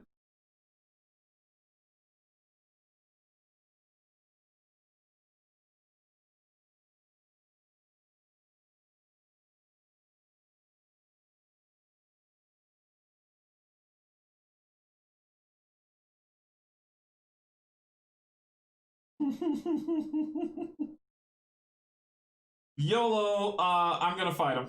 Because, yeah, this isn't working out. So I'm gonna fight him. Spend 2 actions to get rid of it. Yeah, it is. So I'll spend 2 actions to get rid of it. It's gone. So spend 2 actions to get rid of it, then use 1 to move. And then my last action, I'm going to fight. I'm tired. I'm tired. Yeah, I'm using the gun too. My final shot. I'm at 5. I'm at 5. -1, 4. That's enough to hit the Mass Hunter. So the Mass Hunter takes 1 damage. And that's how that goes. That's 4. Then they come out swinging. The Mass Hunter hits 2 damage, 1 crazy. Bye, Leo. This guy hits for 1 and 1. 4 and 2. And that ends their turn. Refresh phase. All things get refreshed. This is gone. use that. All things get refreshed. I get 2. Draw a card. Liquid Courage.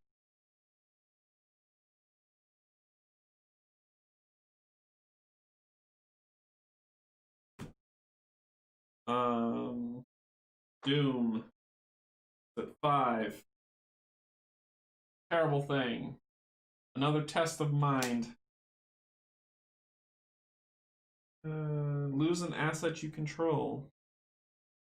I'll just do a test and lose pickpocket. I'm sorry. I just. This is the defeated voice. I'm defeated. -1. I'm trying to upbeat. Alright. Here we go. I got a guard dog I can put in.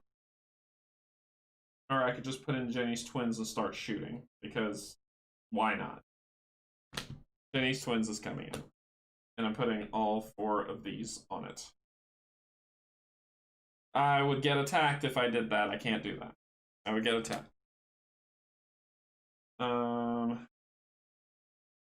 Unless fast can put it in. It's not fast. Nothing I have is fast. Nothing. Nothing. And I only do 1 damage.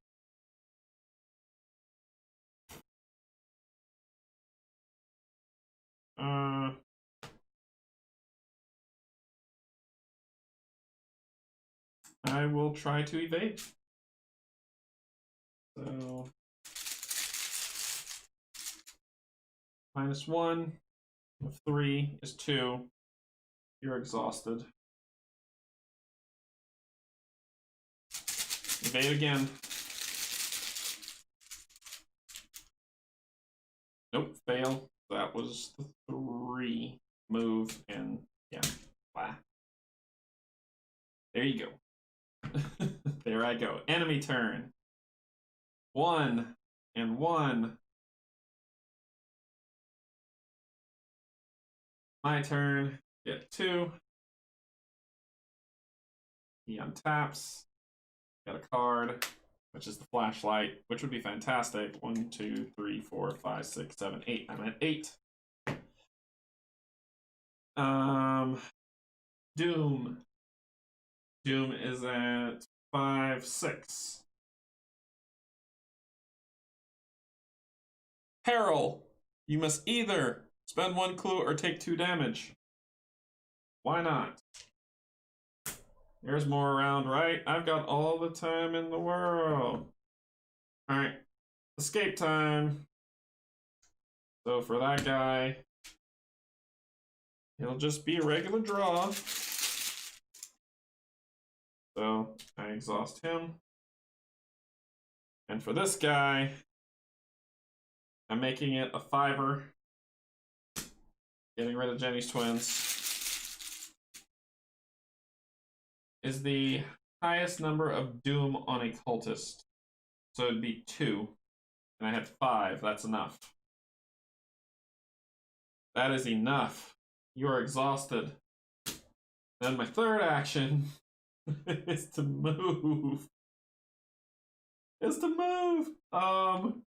They're in the location that goes everywhere.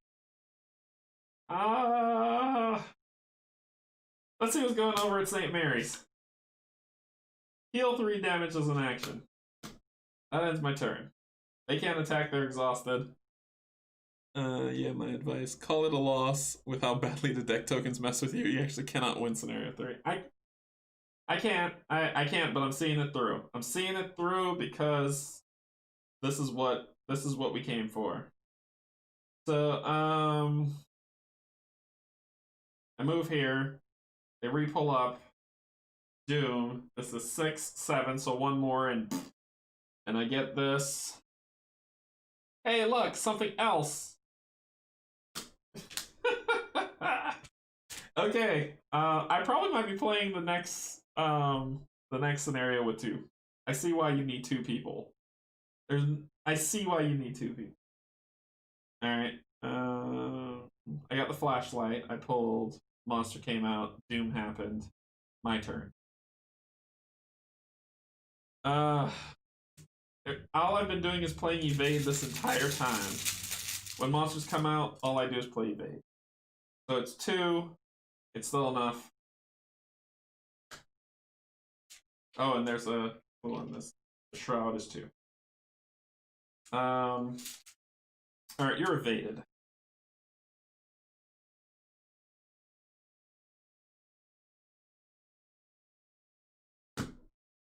There's a thing that says if you're if you're evaded, I can punch you, but I don't have that sneak attack.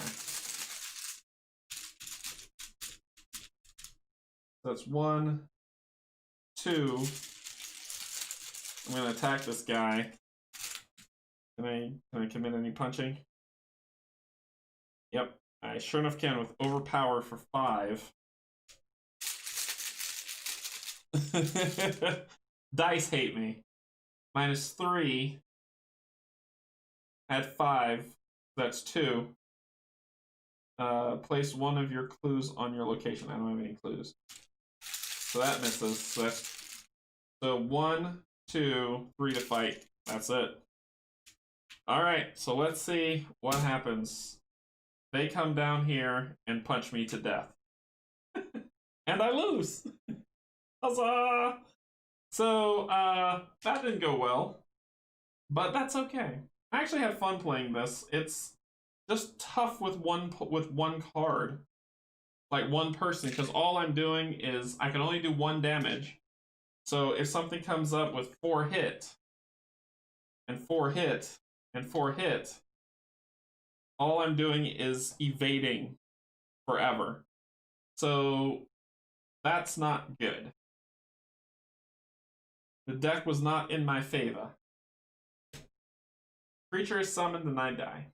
So, let's see. Let's put back. And put those back there. Put these back on. And we are going to call it for tonight. So, she didn't do too well at all. We'll say because she was killed. Jenny died. Each investigator earns experience equal. If the investigator suffered, but oh, that's for this thing. If you're defeated, read Resolution 1. You've managed to obtain some useful information about the cult and its plans. You can only hope it's enough. In your campaign log, it said each investigator resigned or was defeated. In your campaign log under cultists we interrogated, record the names of each unique cultist. None. In the campaign log under cultists who got away, record the number of each unique enemy still remaining in the cultist deck. If it is Agenda 1, record the mass hunter here as well. Oh, so that's one of the cultists. Okay. If the ghoul priest is in the victory display, cross out the ghoul priest. Is still alive. Nope. Each investigator earns experience equal to the victory X value. I didn't get a thing. I didn't get a single solitary thing. So, yeah. So then we come back over to the app. Oh, I'm probably gonna start over. I'm just recording here.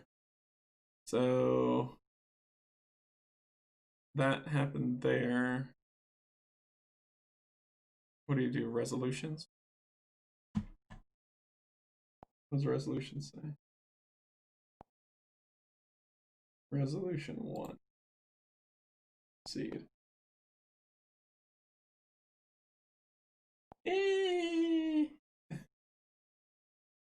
Mental trauma knocked me down before physical. In the campaign, really, that your house is burned to the ground. No, my house didn't burn to the ground. Oh, I picked the wrong thing. Okay, I gotta start this over. I died anyway. We're gonna start over. So we'll start a new campaign. Ooh, what happened there? Oh, I gotta log in. The app's not perfect. All right, so I think we gotta give this another swing because that was not successful. Not even a little bit. Not even a little bit. So we'll call it here. I'm going to play and learn some more to make sure I don't suck as much and can be successful. And then we're going to play this again. Yes, we are. I want to beat this. I want to know the story of what happens, but that was hard. It's hard as one investigator. I have to do it as two. So I will be playing two investigators on on playthrough number 2. We'll start over at inside the house. We'll go through the house with 2 investigators. We'll come out to the streets with 2 investigators, and we will deal with these foolish cultists as 2 investigators. I think it was just bad card draw. I mean, it happens, you know? So I've got both decks for 1 and 2, so I don't have to mill about and find out what I need to be successful. So this will be for 2, right? And then for 1, I still got the stuff out here, and I'll pull the Ghoul Priest. He will go in there.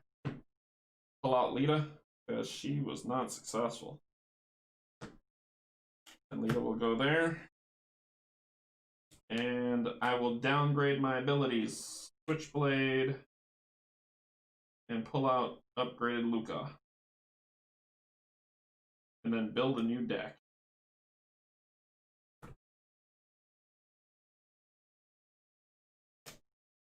And so Switchblade comes back, and this one comes out for I'm out of here.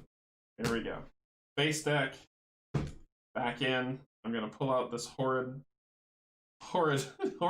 basic weakness, and that will be a new weakness I draw. And we'll go from there. So let's head back up to discuss my failure.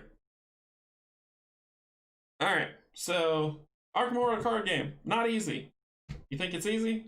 You're wrong. Especially 1 player, not so much. So we're going to get another player. Well, it's going to be me. But we're going to Jaws the Line this thing, and it's going to be 2 players I'm playing. So we'll deal with that. Bag draw is bag draw. Card draw is card draw. At least with 2, I'm not feeling like I have to duck and hide and run every single time. If an enemy pops up or a cultist pops up, we can deal with them. And we can deal with them, and we can just do what we do. So I think that should be good. Yeah, it's called Arkham Horror for a reason. That's right. Yeah, I wasn't successful. That's okay. I'm not bummed about it. I think I actually I did enjoy my time that playing this. I thought it was a lot of fun. I thought there was a lot to do. As you can see, I stumbled. I made a few mistakes. You're going to do that when you play games. Guess what? It's a board game. It's okay. It's not life. So if you mess up, that's okay. You've got people like Kate or people in the channel or people on the Arkham Horror Facebook page who are more than happy and kind enough to help you out. If you want to see for a second, go over here. And you see here that on the Arkham Horror deck, see, she made a deck for me, and you can actually scope it out. It's got some really nice skill breakdown that you can see here from natural, rogues, guardians, mystics, and whatnot. So as you build your deck out, which you can get the type of things that you want in there, and then it'll be perfect. So we'll continue to build, we'll continue to grow, we'll continue to do our thing, and we'll go from there. So this was the first run of Arkham Horror card game. I made some mistakes. That's okay. Sorry you didn't like it. I will be doing another playthrough of this soon as I get it scheduled on the channel, because I got to see how next week looks in terms of work. And once I do that, we'll go back through. We'll get another investigator to go along with Jenny, someone that complements and works well with her. And I'm thinking Jim Culver. And we can go through and slaughter this entire thing, be awesome, and do great. So yeah, as long as everyone has fun, it's good. So sorry about the problems going on with OBS and YouTube starting it off. I'm glad people were able to see. Dice draw Chaos bag draw, card draw. I suffer so you don't have to. But I'll put information on the items that I had in the game if you're interested in buying it to play it. There's a challenge here. I'm not kidding. There is a unique challenge here that might not be for everyone. I mean, that's okay if you're like, you know, Canje, your card draw was just bad and the game's still fun. Yes. But if you're like, the game looks too complicated or it's too hard or whatnot, that's okay too. I mean, the Arkham Horror is not for everybody, okay? But it is fun and it's full of story. I care about the story. I love the story so much, so I'm gonna continue to play it and I enjoy it. And once I get down on kind of how to best use and synergize decks, I'll be fine. So hopefully you enjoyed the playthrough. Sorry for the weird stuff that happened. Kate, thank you so much for help make sure I got everything right. We stumble, we fall, we always get back up, we always play. As long as we have fun, we return to the table. Thank you so much for joining me tonight. I appreciate it so much. I am 12 away from 100, so we'll find out if I can get there. Other than that, insert comment here. Everybody, have a good night. Bye.